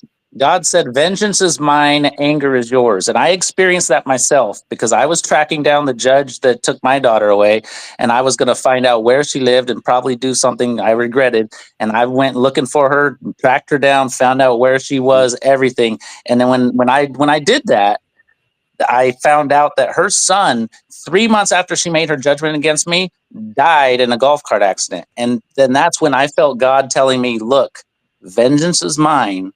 Anger is yours. you take care of CPS, I'll take care of vengeance. And I said, all right. The reason why I say this, and I don't do this out of anger, because if you do things out of anger, that's foolishness. What I'm sitting down is that I look at what is happening. Now you look at, this is why you have to look at each case individually and determine, and this is why we have due process, because you have to understand why somebody's doing it, but then you have to look at it whether somebody's habitual or not.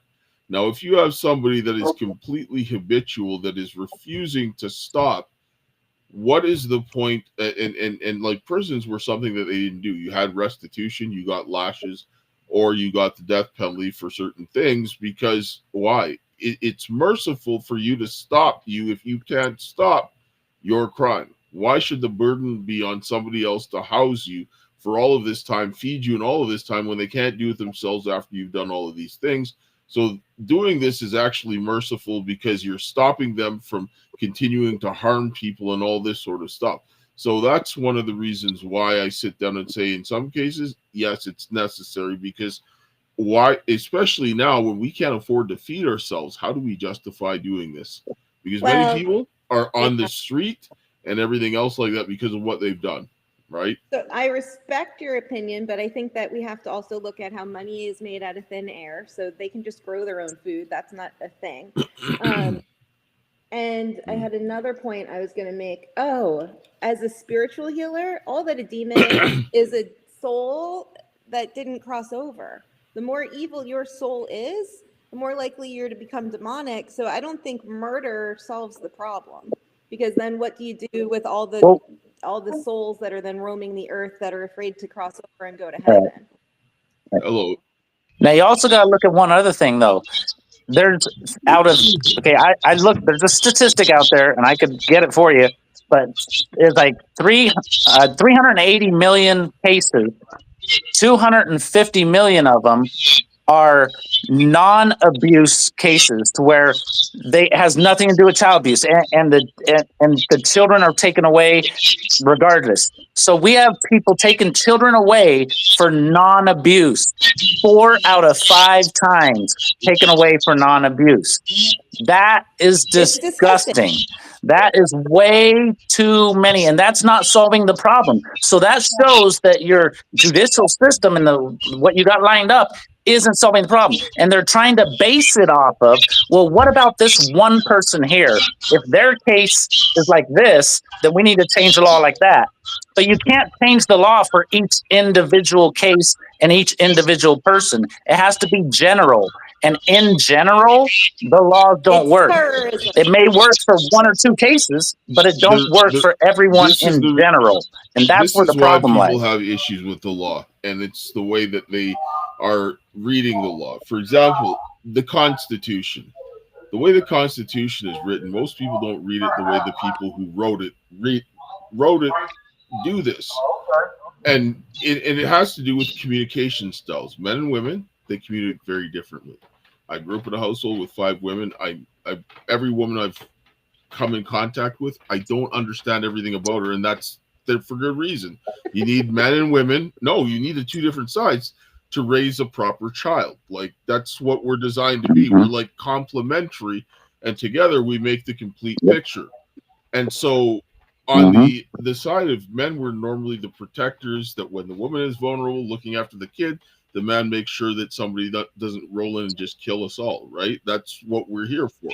Right. And a lot of our communication is not verbal. We are very visual, and this is one of the things that we're doing. And we use that by creating those circumstances, even by when we talk. And so when you look at things, you have to look at, the Constitution was written by men. Now, how do they communicate? It's not the same way as a woman. It isn't. And so they would put these things in there as well. And then there also has to be, if you have a law, you have to have consequences for breaking that law, right? And men were generally looked at as the ones who administered the final word on the punishment, because they were supposed to be the ones that are more rational in the middle of a crisis to deal with it. So they were the ones to handle that and let the women handle the other aspects, and they're more merciful. But sometimes the man has to say, well, this is where it is. And it's not a light thing that we do that. but we have to make sure that we protect our society to keep our families, our communities, and so forth safe, and apply the law that is there based on each individual circumstance and say the principle in that law, how does it apply here? This is where people are getting wrong. You can't micromanage. If you understand that this is wrong, don't do it. You can sit down and say, now, what did this person do? Were they pressured? Did somebody put a gun to their head? Or were they willing and enjoying it? Because the person who had a gun to his head and the person who was willingly enjoying it, or a person who did it accidentally, they're not the same. So it's just understanding how to apply what you know is right and wrong. And people we had this beaten out of us in school. Unless you have this in the path that they gave you in school, you're not taught to think, right? That's really it. No one thinks anymore, or the vast majority of people don't think anymore. And that's our biggest problem. Dale, can I just chime in for a second? Yeah, go ahead. Hey, it's Carla from Los Angeles. All right, so I remember being at court one day, and they never let me know what the evidence was that they were submitting. Nobody ever told me, and I kept asking, why am I here? Why am I here? And they said, because you don't know why you're here. I'm like, what the hell is that supposed to mean? Well, one of the last hearings I had, they said that they had submitted something into some sort of program, and the algorithm, based on the answers they gave the program, the algorithm said that my children were highly at risk of future abuse. Now, I was found not the kids were never neglected or abused. They said that they were taking them because they didn't want to be with me. They didn't want to see me. But when I was at court, they said they wanted to be with me and see me. But the judge just completely overlooked what they said and said, nope, the parental rights are gone.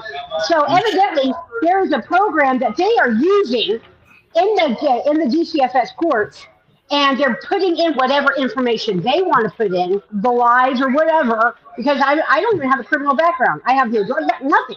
You should they put in whatever they want, and then they say, okay, well, this is what the algorithm says. You should have asked the judge if this was the Minority Report. Like, really?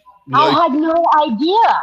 I had no idea what any of it was. I was sitting in court going, what in the hell is going on? Looking at my lawyer, and my lawyer's just like, I'm like, why aren't you speaking up? I'm looking at the attorneys are in on it, Carla. I know. Okay, so the lawyer that I had, or 6 lawyers that I had, all came from the same freaking office. Oh yeah. All of them. And none of them did anything. On my TikTok, I put satanic rituals up that the lawyers and the judges were doing, making fun of us. 6 lawyers in succession from the same law firm.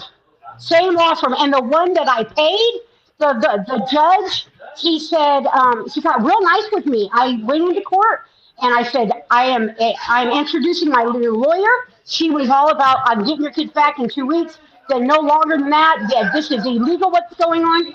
We walk in, he's nice to me, and I'm thinking to myself, all I had to do was pay a lawyer for him to be nice. I'll get my kids back. Immediately, DCFS's lawyer said, Your Honor, we would like a 3-week continuance. Our lawyer will not be available. And he said, approved. Well, then 3 weeks go by, and all of a sudden, my lawyer won't pick up her phone until an hour before court. And she goes, oh, I didn't know it was court. I said, bitch, you were at the fucking court. You heard it yourself. It was a 3-week continuance. She was like, oh my gosh. She goes into court with me, and he says, so what's your argument? She goes, I'm sorry, Your Honor, I didn't have one prepared. I didn't know it was court. He goes, well, that's your problem, not mine. We told you 3 weeks ago. Well, the kids are staying with foster mom. And that's the last time I see my kids, basically. Wow. Disgusting. Yeah. My whole life has been working with children, right? And so I spent 10 years getting my California teaching credential. It's only a 6-year degree, but I spent 10 years to hone my craft.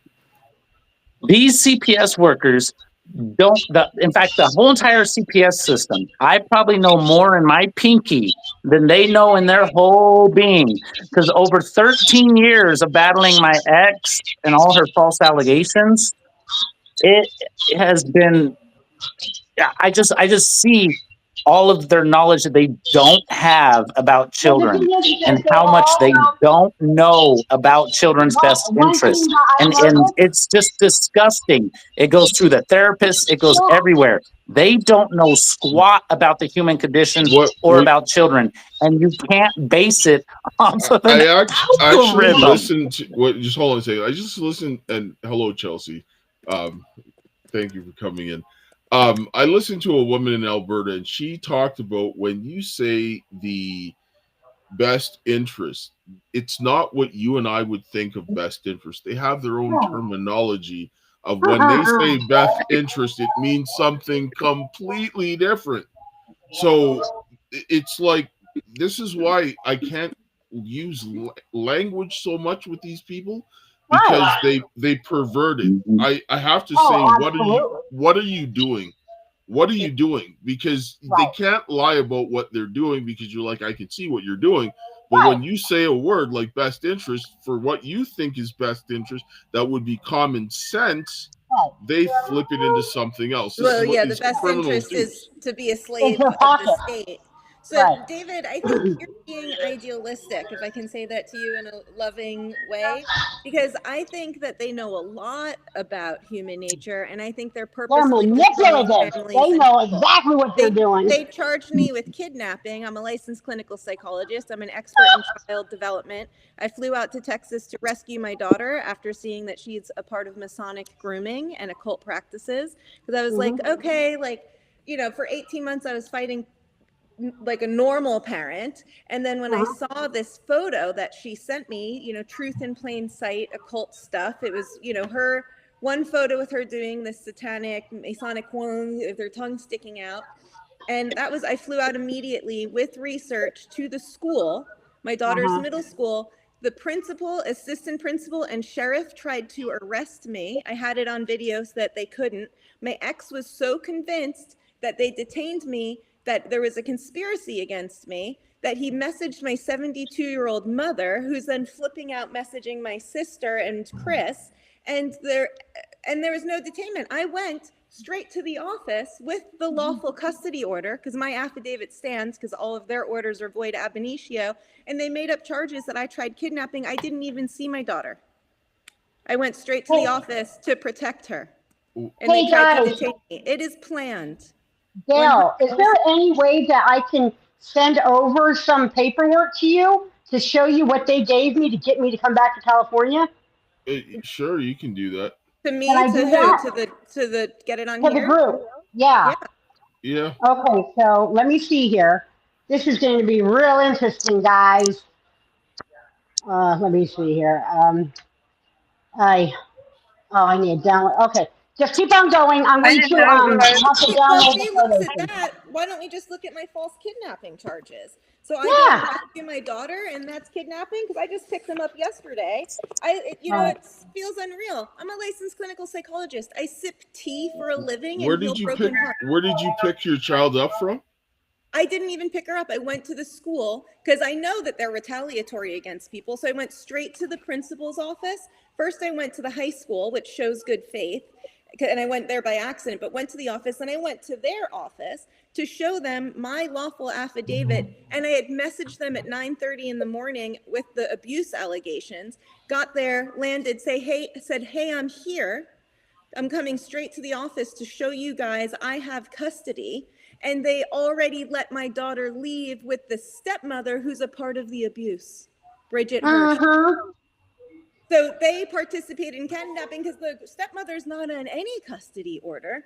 But so here it is, false kidnapping charges, where my ex, the Freemason, signed under oath that it's true. He said that there was a police report, which he didn't include, which I called to the sheriff's department and asked, is there a report? Because I didn't do anything wrong, and I have you guys on video. And I have his order here too that shows, and he said that there was a CPS report. There's no CPS report. And then here's this thing. my daughter's therapist, who's a part of it. So it's a blatant conspiracy. Facts to support. He calls it facts to support. He has nothing in here except his opinion. And my daughter's therapist's opinion, who also says that I never gave her permission to treat my daughter. So if you don't have permission to treat my daughter, who are you to form an opinion on someone who's not a client, who's actually a psychologist and knows the code of ethics and laws? But isn't your case across state lines? Like, isn't your... Yes. He's in Texas? He's in Texas right now, correct. Oh, well, I mean, we should talk after. We should talk after. It sounds like you have some good plans. I have some good plans too that I'm working on. Yes. I did a request for a statement decision after this, accusing her of the felony because the judge practiced medicine. Because I have 183 pages that I lodged of all of the state actors that are abusing my daughter being abused, that are ignoring me. I asked CPS, I asked the principals, I asked the sheriffs. They all ignored me. The San Diego district attorney, Gavin Newsom. This is a conspiracy against my rights at a massive level. Well, the city attorney, the San Diego mayor. You guys want to tango? Let's tango. Anything retaliatory happens against me, guys, you heard it's because I have them all. Letting my daughter be abused. Yes, they But it doesn't matter. They don't go by the rules. That's the thing. Purpose. These courts don't have to follow our constitutional rules, and they do whatever the hell they want. And they use ambiguity to get away with everything. Because language is ambiguous, right? I love language. I study language big time. Language is ambiguous. And when law is written in language, it can be ambiguously manipulated. And that's what happens. And that's why we need to stick down to the black and white letter of the law, regardless of the fact that it hurts some people and benefits others. We got to stick to the law, and we don't. This is why context is extremely important, because this is where a lot of the times people avoid this. And the way that we're taught to look at things is not the way that it is, because you can't disconnect everything from a situation and just completely isolate, because that's not the way life works. There's a lot of factors involved, and so you have to look at the context under what something is happening. Then when you begin to see that, and then you can apply what's going on, this takes more work, and if you've been indoctrinated, it'll probably hurt your head, but you have to see what is going on and what should be done. And this is why each case is, and the judge isn't supposed to be there to make the decision. You should have a jury of your peers, right? And when you're dealing with such a removal of a child, that's the greatest deprivation of liberty and the worst amount of duress that comes into it. It's better for you to die than for them to take your child and put them in that situation and punish them, because you can only die once. Right, but you have to sit there and watch them abuse your child. It's planned. Well, exactly. So when you look at this, they're doing this a certain way. The reason why they get away with it is because we allow them to. Because government is not people; it's a job. The people are the only. There's only two parties in that Constitution: the government officials. That's a job description, and the people who say, we're going to send you there to do these things because we don't have time to. So when it comes down to fixing those things, they put the judges there and send you at the judges. But who controls the judges? The legislative and the executive. Who needs to start dealing with it? The legislative and the executive, because they're the ones who create the laws on our behalf, or the codes or whatever on our behalf to regulate them. When they So let's send them affidavits of truth, accepting their oaths to office with 30 days notice that if they don't respond, they're conspiring against our rights too. And whatever the penalties are for doing that, whether it's financial or prosecuting them to the fullest extent of the law, because we need some fire under some people's asses because our children are being harmed. Yes. But not all states the one thing that stops us all is law enforcement. Sorry, what are you saying, Chelsea? Not all states have the same ahead, process when it comes to certain things. So I know that's why it's a state by state issue. Right. What state are you in? Iowa. Okay. I'm in Carter Lake, and it's literally it's weird if you look it up on a map, because I'm actually on the Nebraska side of the river.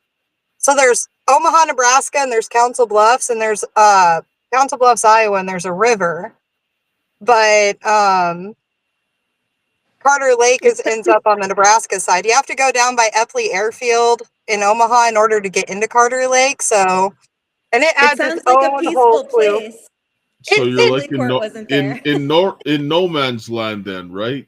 Yes, and it makes things a lot more difficult when it comes to DHS and CPS because of being surrounded by Nebraska and having like family that's in like Omaha and things like that. Plus, I am a card-carrying member of a Native American federally recognized tribe.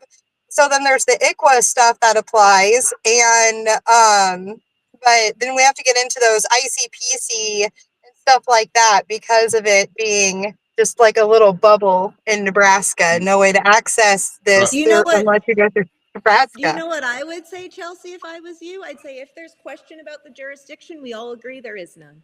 National No Jurisdiction Day is what I'm talking about. But what? Okay, my oldest daughter, she's Native. She's born in Canada, but she's got her documentation. Then under the Dre Treaty, you have rights on both sides of the border. Funny thing is that you're more so under federal jurisdiction, not state. For one. Secondly, there's that thing called Article 6 of the Constitution. And if you have a judge, the U.S. Constitution is binding on every judge in every state, along with treaties and any federal law. So they have to respect that. And if they don't, guess what happens? This is why we want to go and use Article 4, Section 4 of the U.S. Constitution, because if you didn't like your state didn't like what the U.S. had to say, you had your say with your senators when they were ratifying the Constitution, or you shouldn't have joined the Union. If not, tough luck. And this is where you want them to start bringing the hammer down on the states, and they need to start ripping these judges out, putting them in jail, then start prosecuting them so that they're going to start seeing that there's going to be an issue. Be like, oh, you don't want to follow the Constitution? Well, we're going to arrest you. Oh, the prosecution's coming. It's totally coming. I was going to make a joke last night. Like, I wonder what they feed prisoners on Christmas and holidays, and I wonder how jailmates like judges. Yes. Well, just to speak on the ICWA thing, ICWA does not want to get involved because I have a few issues that they violated a few ICWA laws. ICWA won't get involved with my nation. They say they will only get involved if the child is taken away from both parents because they're only worried about the sovereignty of putting the child in a white family versus a native family, you know, so that otherwise they won't get involved. So all the other ICWA laws, they'll violate all day long because they know that the ICWA won't go after them for it. And sometimes I've heard from some native people in the Choctaw Nation and other nations, they're telling me that their CPS and ICWA are in cahoots. Of course they are. Now, is that for ICWA, is that like the worker through your tribe that's telling you that that's picking and choosing, or? That's the ICWA office. When I call them, they say, well, did your daughter get taken away from you and the mom? I was like, no, they put them in Riverside County custody, but she's still physically in her mom's custody. They're like, okay, we won't do nothing until they take her away from the mom and you. No. And I was like, really? So the fact that she wasn't given an ICWA attorney, the fact that she was, you know,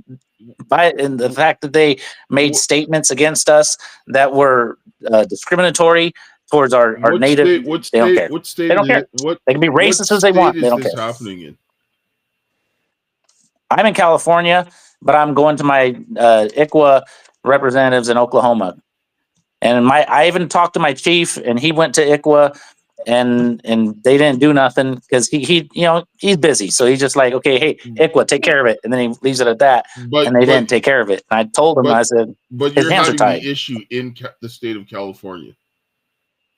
Yeah. Oh, okay. Yeah. You should talk to me after because we're going to be doing something in California. And I'm in California. I didn't know that there was an ICWA office. For me, there's like an actual, there's like a tribal worker through the tribe that has been talking with the court system for me. And that is trying to determine whether or not ICWA is being followed. You Right. also have to... Sorry, go ahead. One of the things I was going to say is just make sure that the law they're pretending they're following is actually the one that's on the books, because they love to say, oh, they didn't take you from both parents. Check the law, because you might say, how dare you inform me wrongly that a child shouldn't be with both of their parents. Well, here's what they did. Okay, so you know how they make their 10,000 taking kids away from the parents, right? Or whatever money it is, right? Right. So they took my daughter away from me and her mom on paper so they could make their money. Then they kept her in her mom's physical custody so ICWA wouldn't get involved, and they called it parenting services. So she was under parenting services with her mom, meaning a caseworker comes and visits every so often to manipulate my daughter's head, you know, and then leave. But my daughter's too smart for them. But anyhow, so that's how they got their money still, but didn't take them away from both parents. And so that is just them manipulating the fraud. That's basically fraud. This is sorry, go ahead. What were you saying? No, this is why you have to ask them, where was the due process? Where was the due process? Because you can't deprive somebody of life or liberty without due process. So ask them, where was the due process? And well, the way I look at it is they took my daughter away from me. She's in her mom's custody. Despite her mom being the horrible person she is, she still is a good nurturer, takes care of the daughter. My daughter's safe, basically, right? So my daughter's safe just with a person with a very mental problem, right? And then so my daughter's safe. But if I get involved with CPS coming after them again, now I'm in contract with them. And I don't want to be in contract with those ADR courts. So I'm just like, you have no power now because my daughter's safe with her mom. You have no power. You can't do crap to me. You can't hold nothing above me. I'm good. My daughter's good. Screw you guys. So I don't want nothing to do with them because I don't want to give them any more power by being in contract with them. They're contractual courts. I want to go above them, go out to other courts and come after the whole entire system is what I want to do because my daughter's safe, but everybody else's children aren't safe. And so that's what I'm fighting for. Semi-safe because, we're the parents that are like, well, of course they need both. Our children need both parents because we're the ones with the heart, right? But what kind of emotional and psychological manipulation is your daughter going through if her mother doesn't want her to have a connection with her father? She's half you. If she disowns you, she disowns herself. I told my daughter, I prepared for all this. Because my ex every 3 years was doing stuff, making false allegations. So I told my daughter, hey, look, your mom, she's got issues. She's not all there. She's probably been molested as a child, this, that, and the other. She's always hating, yada, whatever. But she's still your mom. She's really got a really good heart deep down, but she just got issues here. So don't worry about it. And the court, they say things like you were sleeping with me or whatever, even though we were taking naps or whatever. But when they say sleeping with me, they think sexual. And we think it's just normal sleeping. They think it's sexual because they manipulate your words. And so my daughter, when when they were taking her away, she was sending me all these pictures of me and her and everything, kind of like give me it's okay sort of thing. And she just wants to take care of her brother and sister who are with her mom as well. So she's there for her brother and sister, but she's smart enough to know what's going on because I taught her. Like when the police were interviewing her, she was telling me, hey, Dad, they keep asking me the same question over and over. I was like, yeah, I know. And she'd tell them because they keep asking her, she's all, you already asked me that question. Why are you asking it again? And so she knew what they were up to. She was smart enough. I just wanted to say hello to Samantha because you came in here. We didn't hear anything from you. So we just wanted to say hello. Hi. Hey, you want to tell us a little bit about what's going on? You don't have to be shy. You can come in and jump in whenever you want. It's a long, long story. I've actually been going through this since 2022. I have 5 kids. They've taken my kids on 3 separate occasions without warrants. My oldest, they actually took from my mother and lied in their court paperwork and said that they took her from her biological mom. My youngest, actually, I just got all the paperwork, so I'm actually working on filing a writ of mandamus and a writ of habeas corpus to vacate the termination and the adoption because there's 8 days where my child is not in the child welfare system. it involves Santa Barbara County and Kern County. I'm also in California. And Kern County says that she was in Santa Barbara County's custody, but Santa Barbara County has no records of ever having my daughter in their custody. So yeah, it's just been a roller coaster ride. That's crazy. I mean, this is absolutely absurd. This is nuts. Like, this is nuts. I mean, it's like a modern day civil rights era, except it's not by color of skin this time. And they're discriminating against all parents and children. And I mean, I'm talking to thousands of people across the United States because I got people in all 50 states. And dude, in the Midwest, it sounds just like the civil rights era. I mean, then you got people getting stalked, getting extortion, having cops come after them. I mean, just to where everybody's ganging up on these people. And it's like, holy crud, dude. It is insane. Yeah, we should have a call and talk about some of this stuff, because I've got some stuff going that will help. And a lot of the petitions where I outlined what the judges were doing and put it to the elected officials in some states, and I want to keep dropping it in the states. And I also tied it to COVID because of the judges and everything else like that, and showed a pattern of events of corruption. No matter what case you're having, whether you're with Child Protective Services, family courts, criminal courts, civil courts, you're seeing the same thing happening over and over again. It tells you that there's a criminal organization operating within the courts. I'm not saying every judge is dirty or every lawyer is dirty, but there's enough people to implement a criminal organization. And the civil court... Well, this ADR court system goes across the entire Western world. It goes in Australia, everywhere. They tried to get the ADR court system in Russia and in China, and they turned them down. They said, not our country, but everybody else has got it. And I've heard of a dude from Australia who hit me up, and he said, yeah, dude, we're going through the same thing out here, too. Yes, so this is... And that's why it gets that deep, down into deep state, like down into Soros and all these other dudes. It gets that But when deep. I tied it to coaches, my background is engineering. And so I uncovered how they were distributing biological weapons, and that the Canadians and the Americans were working together to do this. And so when I had that tied together, you've got violations of Article 3, Section 3 of the U.S. Constitution. You create a biological weapon, you get a method of distributing it and release it, you're finished. It's over. The judges were there then tasked with then stopping this. And the same pattern that they're using this with the COVID cases, they're doing this with the family court and everything else like that. In my express case, they use the family court to punish me, to silence me for exposing treason. That here, at the very least, life sentence. That's capital crimes in the United States. Now you have the judges doing all of these things, and everybody's life either got worse because of this, or you can sit down and say the judges made your life worse. Either way, it's the same thing. Everybody has a stake in it. We're losing our countries, and then you have like the terrorism and all these other things that go across borders. And so this is a nasty piece of information that everybody can benefit and continue to do what they're doing. And I want maximum punishment for the criminals. Like, I don't care about some guy that doesn't know what they're doing, but you had full intent. You need the maximum punishment, because we need to send a message that you're going to not do this. You're not going to take people's freedoms. You're not going to kill people for profit. And you're certainly not going to steal people's children and do filth to them, because if you do that, there's nowhere lower than you can go than doing that kind of nonsense. And that needs to be this can't ever happen again.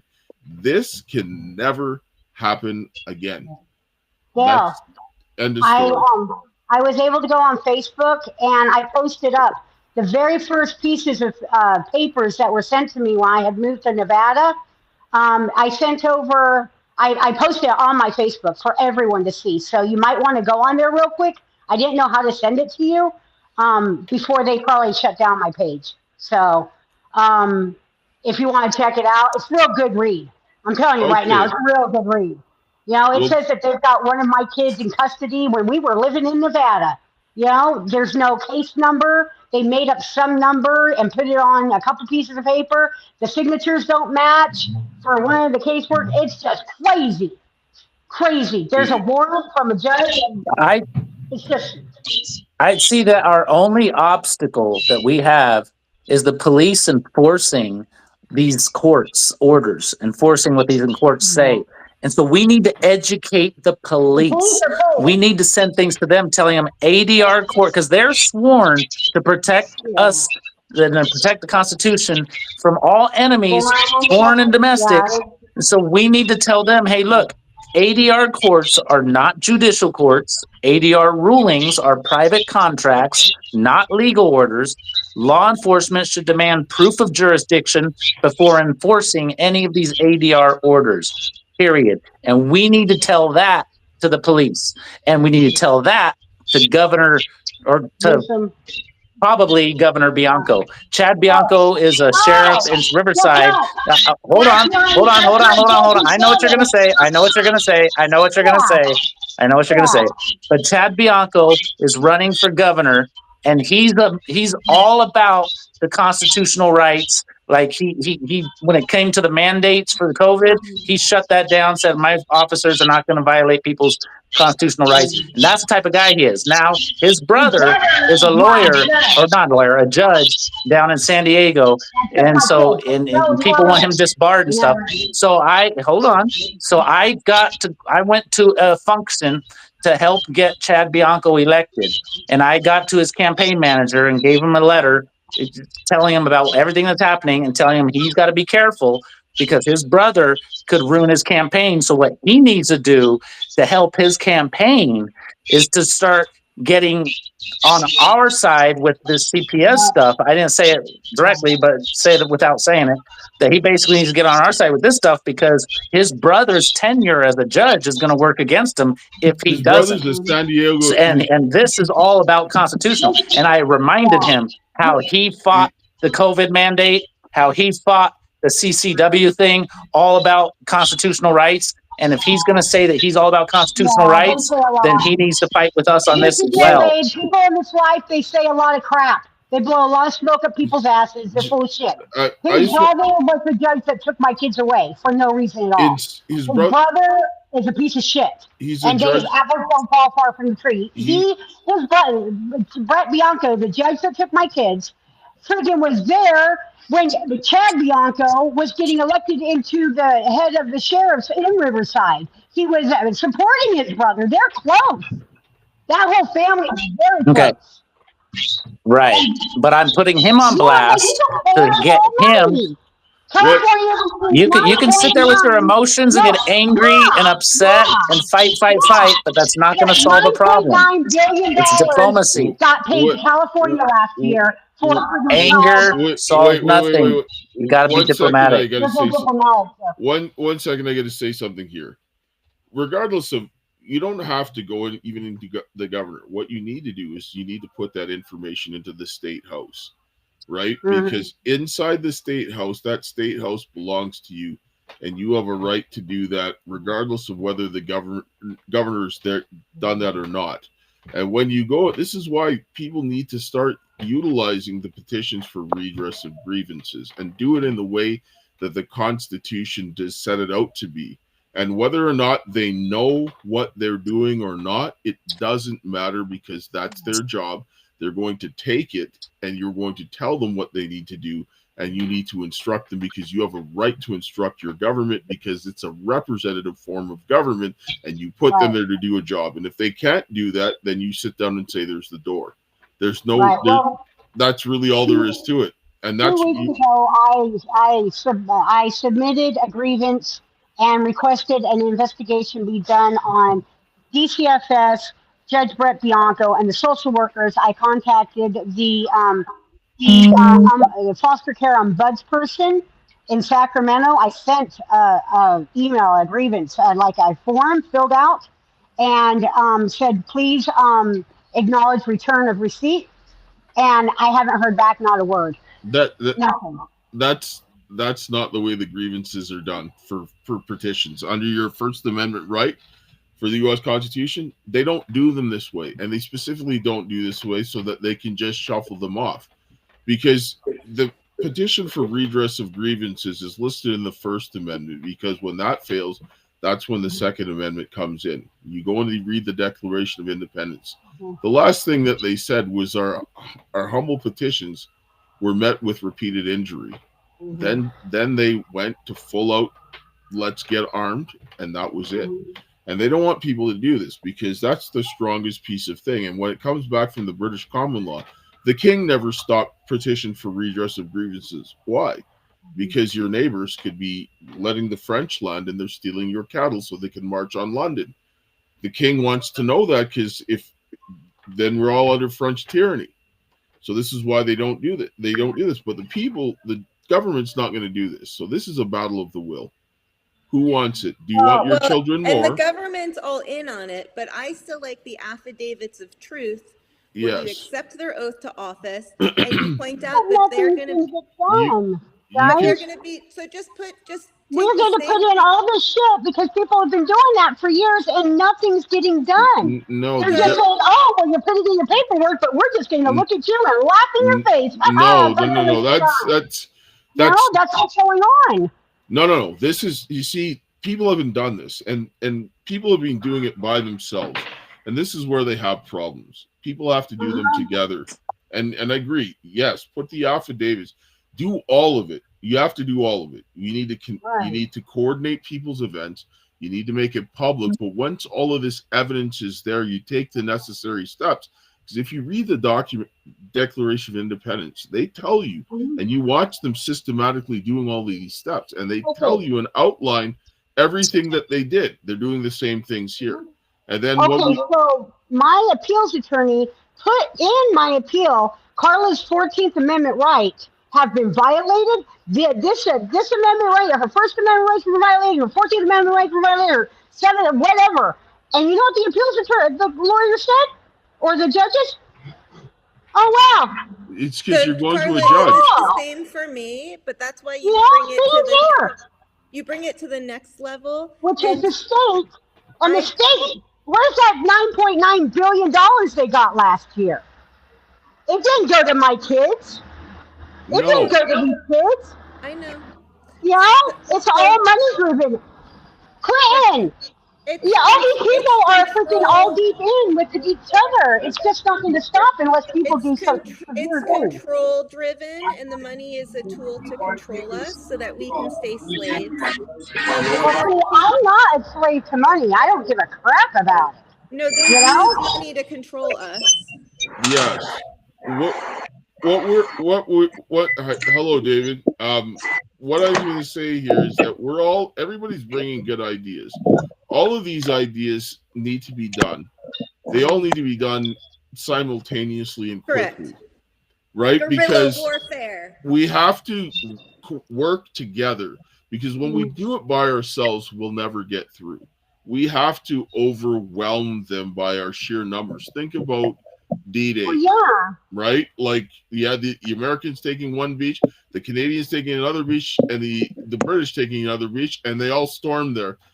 Yeah, some guys got mowed down, but they ended up having more people storming the beach so that they could get onto the beach and take the beach. And this is essentially what we have to do, because if we go one by one, they're just going to push us off to the side.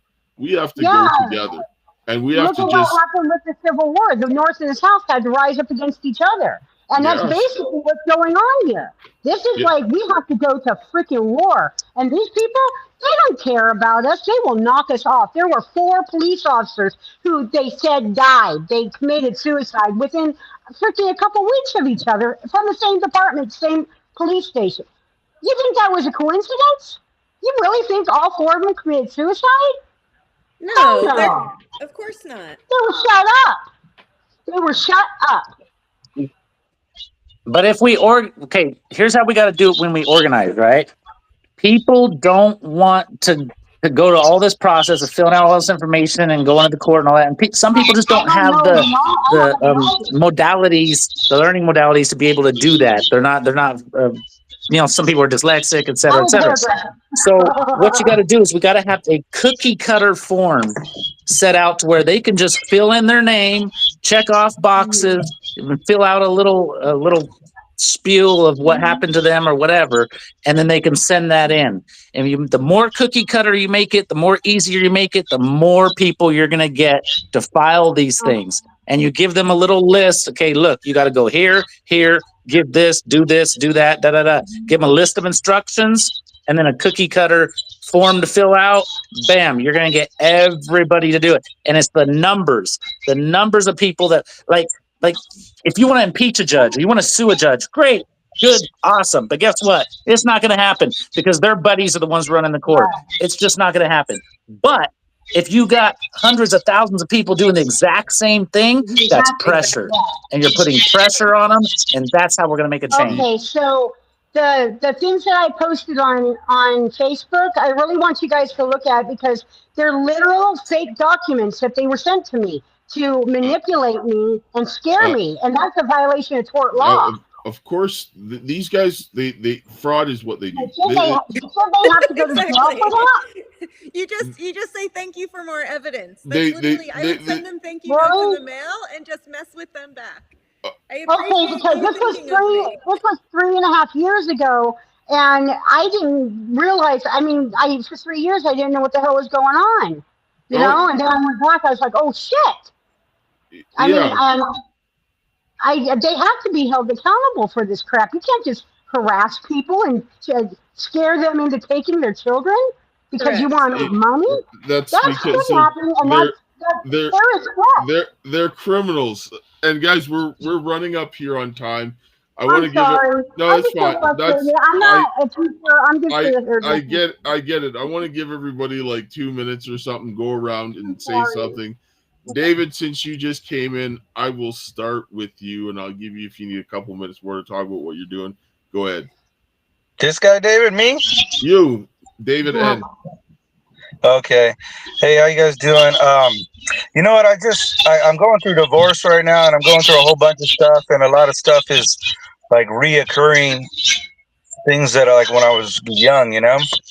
And we got CPS called on us. Me and my brother played soccer, and we had a bunch of bruises on our legs and stuff like that.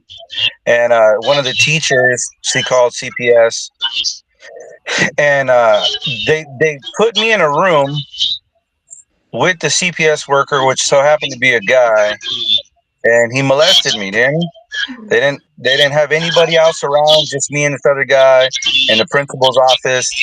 And you know what, dude? Like, it's one of those things that infected my life for the longest time. You know, if I didn't have God, bro, I would be like really crazy right now.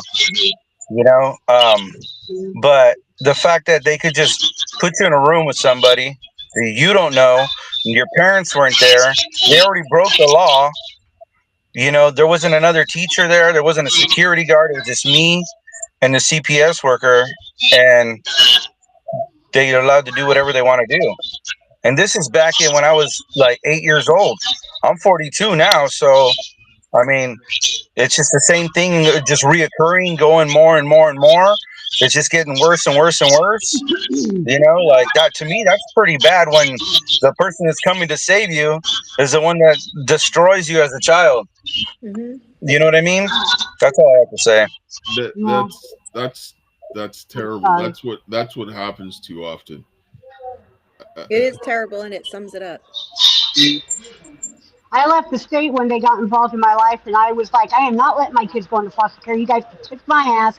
My children are not going to get friggin' molested. Forget you. And they said that I was a flight risk because I didn't protect my children. What I did? I used to protect. I was running for them to protect them. You know? Yeah, that's not good. It's gaslighting. So yeah, that's. I mean, this is one of. This kind of stuff needs more attention because people seem to be so numb today about people's children and what happens, and it's like it's like we've been conditioned to not care, and I care. People care more about hurt feelings than somebody stealing children and harming children. That's got to change. I mean, I've got a question for all you real quick. I don't know what I'm doing. God's just sending me, but I'm going to Washington, D.C. I'm taking David over there with me. We're going to Washington, D.C., and I got an appointment. I got tickets to go to the tour, the Supreme Court, and I'm hooking up with Johnny X-Ray. He's going to pick us up there.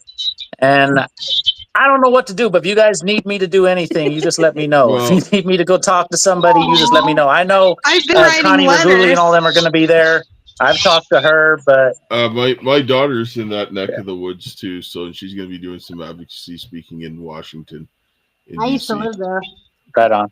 So yeah, that maybe you guys should connect because you're going to be doing some work for the Native Americans as well. I got something to say too. I'm thinking about the future and like all the stuff that I've been through in my life. You know, like if nobody fights for these kids, bro, they're gonna end up really messed up.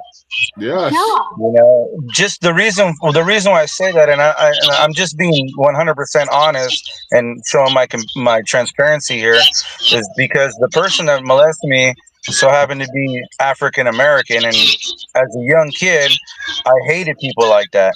Not until I got into high school, one of my best friends, his name is Ben, changed the whole thing. But like, if I would have never met one of my best friends, I could be like this huge racist dude. You know what I mean?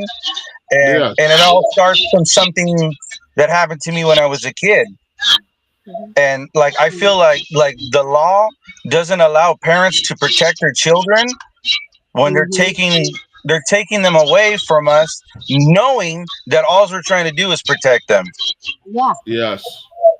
Yep. It just doesn't make any sense to me. It's treason. It's wars against parents around the nation.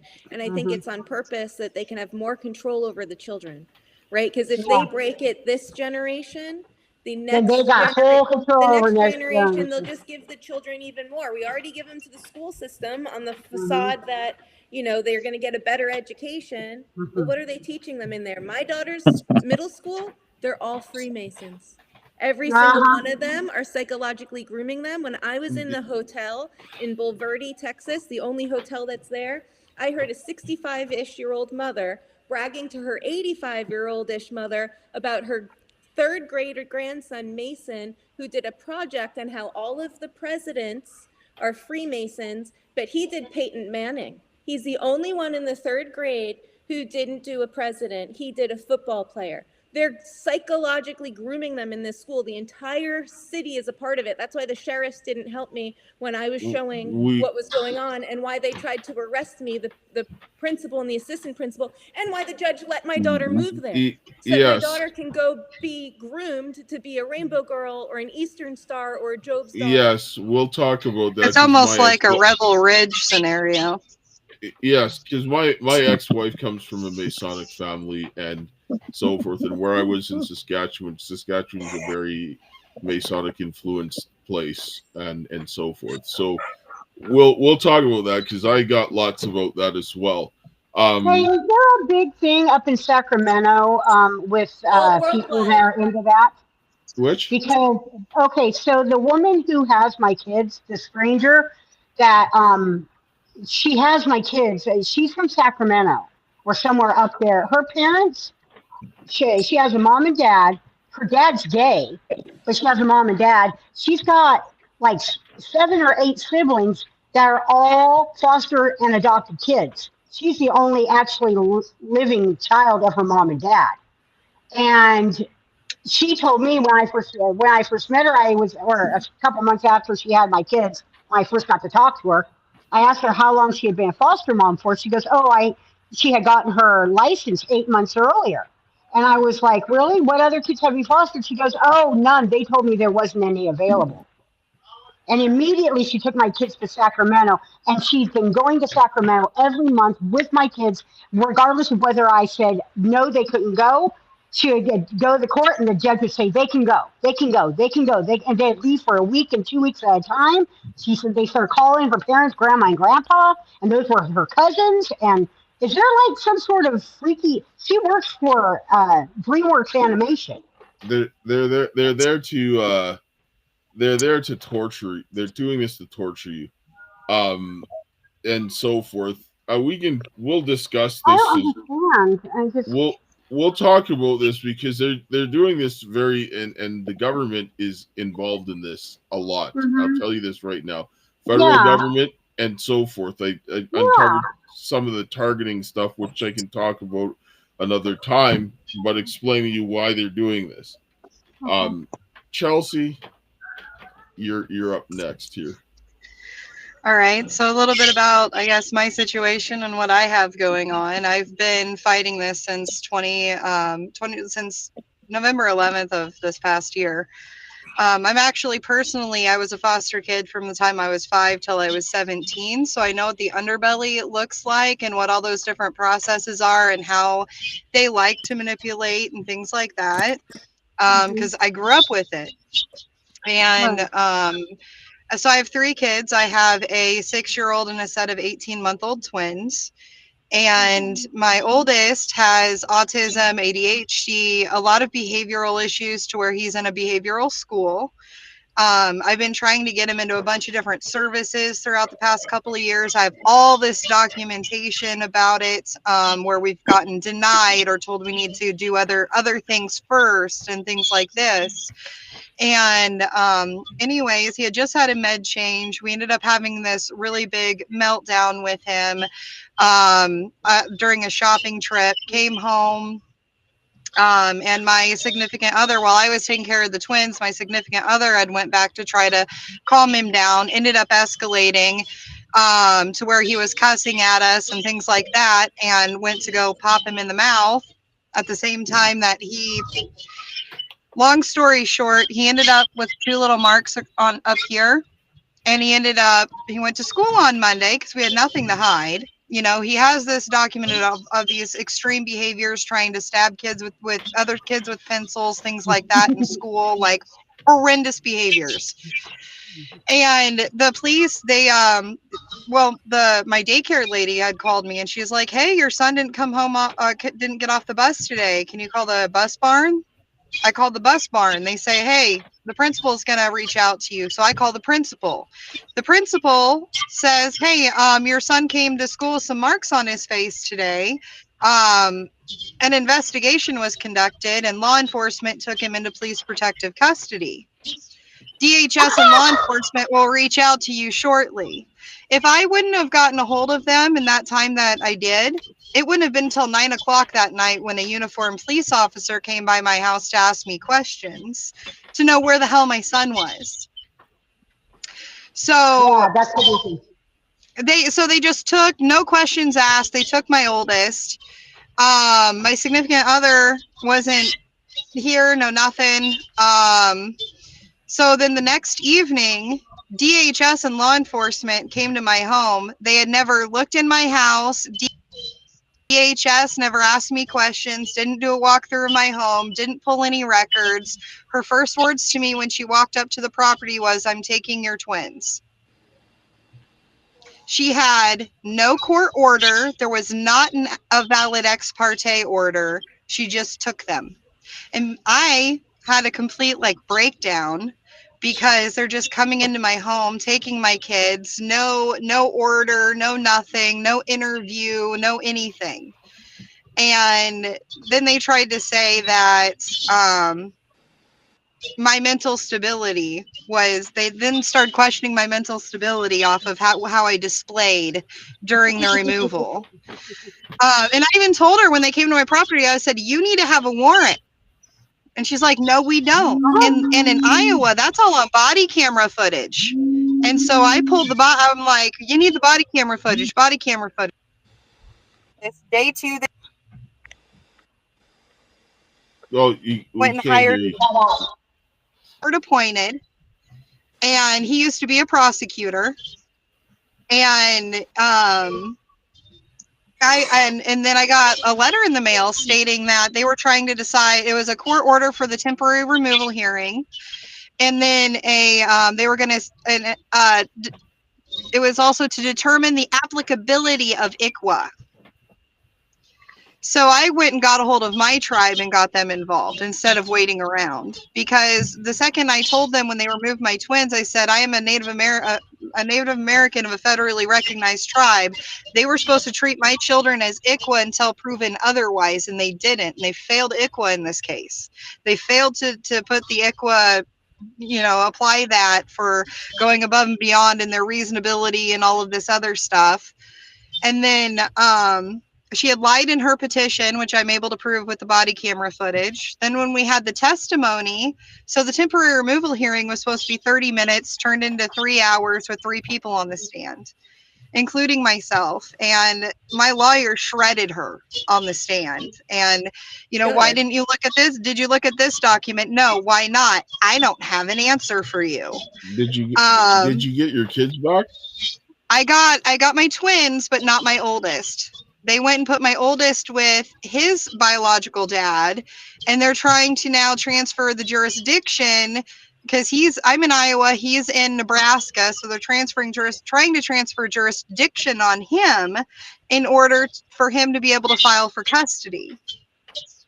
And we still have, the deposition is on the 11th of April. So this is still an ongoing thing. And they threw the twins back into my house without even any kind of talk beforehand, any whatever, right before adjudication, because they screwed up.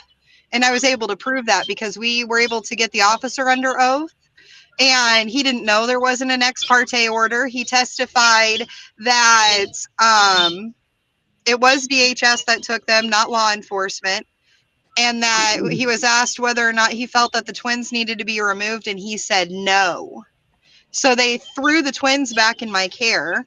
On top of all this, you're supposed to have an impartial, unbiased investigation.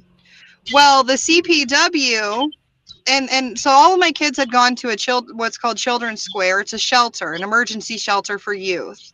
The director of Children's Square is the sister to the original foster mother. And the CPW knew this foster family personally. The CPW never even went through the foster agency to place them with these people. And then there's this other worker from Children's Square that the CPW authorized to act as a respite person for the foster family. And during this time, so a secondary investigation was opened because it was found. So my twins had been going over to this respite lady's house, or this worker that was acting as a respite, they were going there for overnights and stuff. And she was married to a registered sex offender. And he was watching my twins while she was at work on the overnight. Okay, that's nasty. Yeah. That's nasty. That's insane. Did you press charges against everybody who allowed that? Because I was able to get a hold of I got a hold of the Potawatomi County Sheriff's Department Registered Sex Offender Division.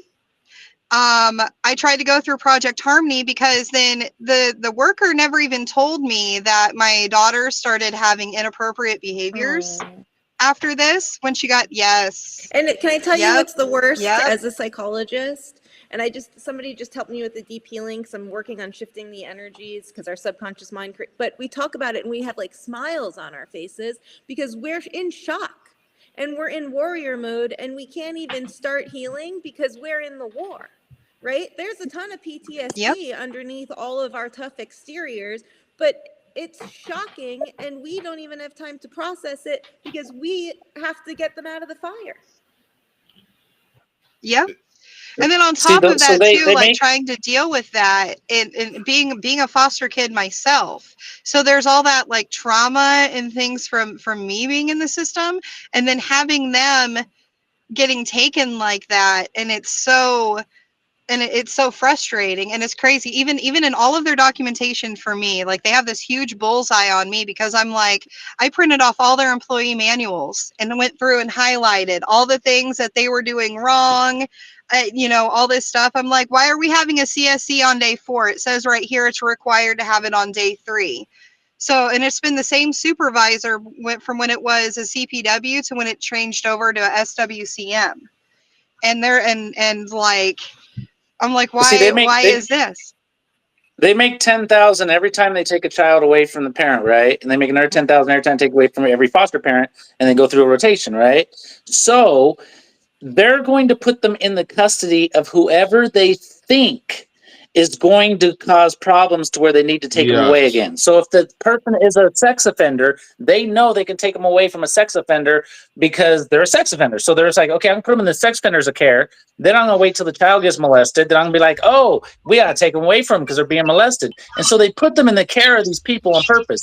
For instance, I had a buddy, this teacher friend of mine, kind of a fancy pants Canadian dude, really weird guy. And I know they put him in his custody because of that. But what they didn't realize is he is a really nice guy. So then years later, they had to find ways to take the kid away from him. And so he was fighting just like us for his foster children to keep them in his care. But they want to take him away. But he just didn't pan out to be the bad guy they thought he was going to be. They figured since he is gay and he is weird and all that stuff, that he would eventually do something to the kids. But he didn't. And so that's what they are trying to do. They're trying to put them in bad situations so they can take them away and put them into another foster parent's care, so forth and so on. And I think, I'm not sure, but I think California says you can only go through 4 foster parents. And if that's the case, then that would make the reason why Allie Carter ended up going to P. Diddy and them, because once you go through the 4 foster parents, then they just sell you to the highest bidder. Yeah. So now, I tried to get my kids away from that foster mother when I found out what she was all about, and that she wasn't for reunification, and she wasn't about having me be part of their lives at all. When she started alienating me, they told me no, they wouldn't take them away from her because there was no signs of abuse. So I'm like, they can't take them. They're incentivized. They get 10 grand. They give the foster parent $1,000. Right, yeah. Sorry, I mean we're rushing up on time, so let's get through this quickly because I got a hard deadline, a hard stop time here coming up right away. So just kind of quickly, Chelsea, where are you at, and what can people do to help you in this situation?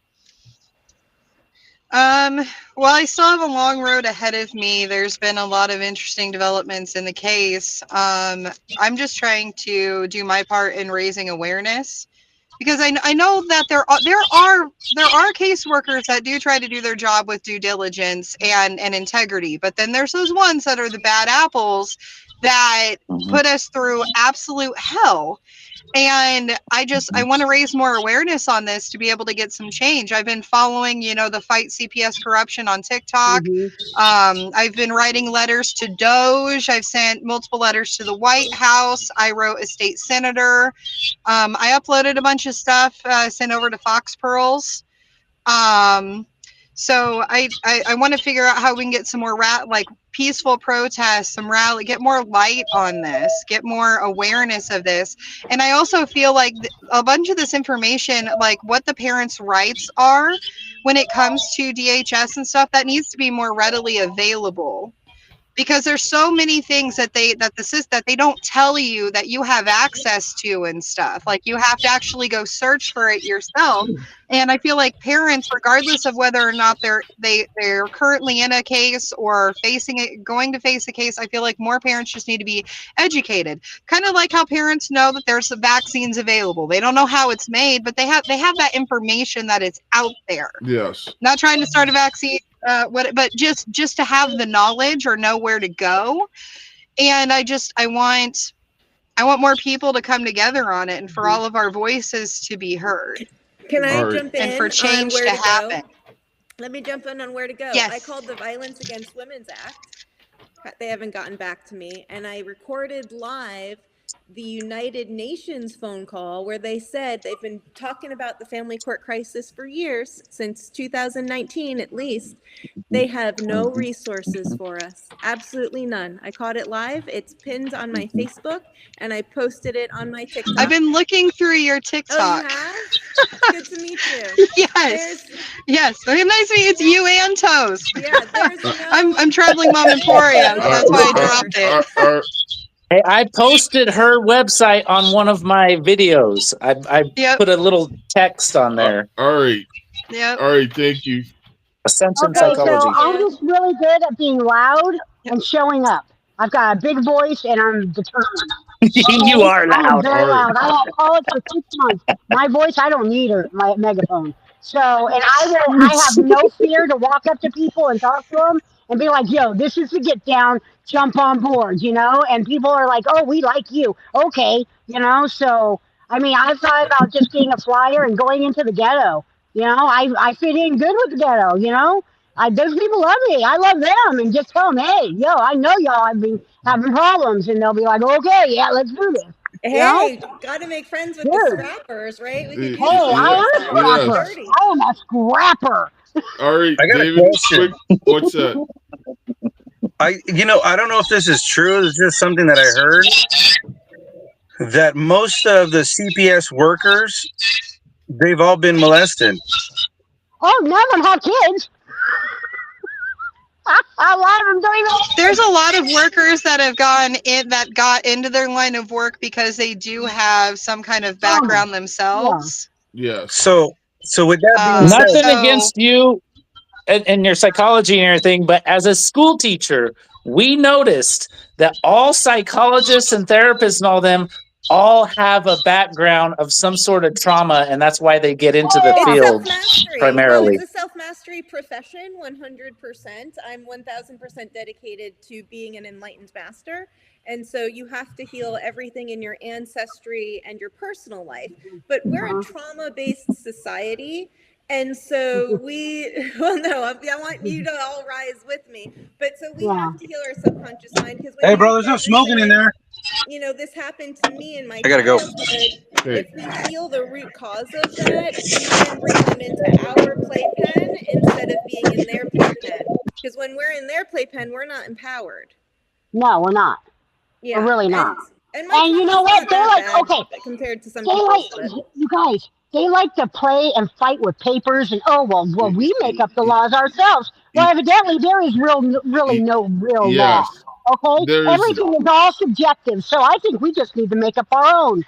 Can I tell you? Wait, I'm going to end. Can I end it? And then I'm going to go. And then I'll get off and I'll be one less person talking. But why I got kicked off Malibu Dallas is why our live got interrupted before is because I was telling everybody about my waiver of tort. My case right now is worth damn near $1 billion because of all the constitutional violations. It's $5.5 million per person and per entity for each violational right, and $175,000 per hour of the violation after that. I'm on 2 years now. It's damn near $1 billion case.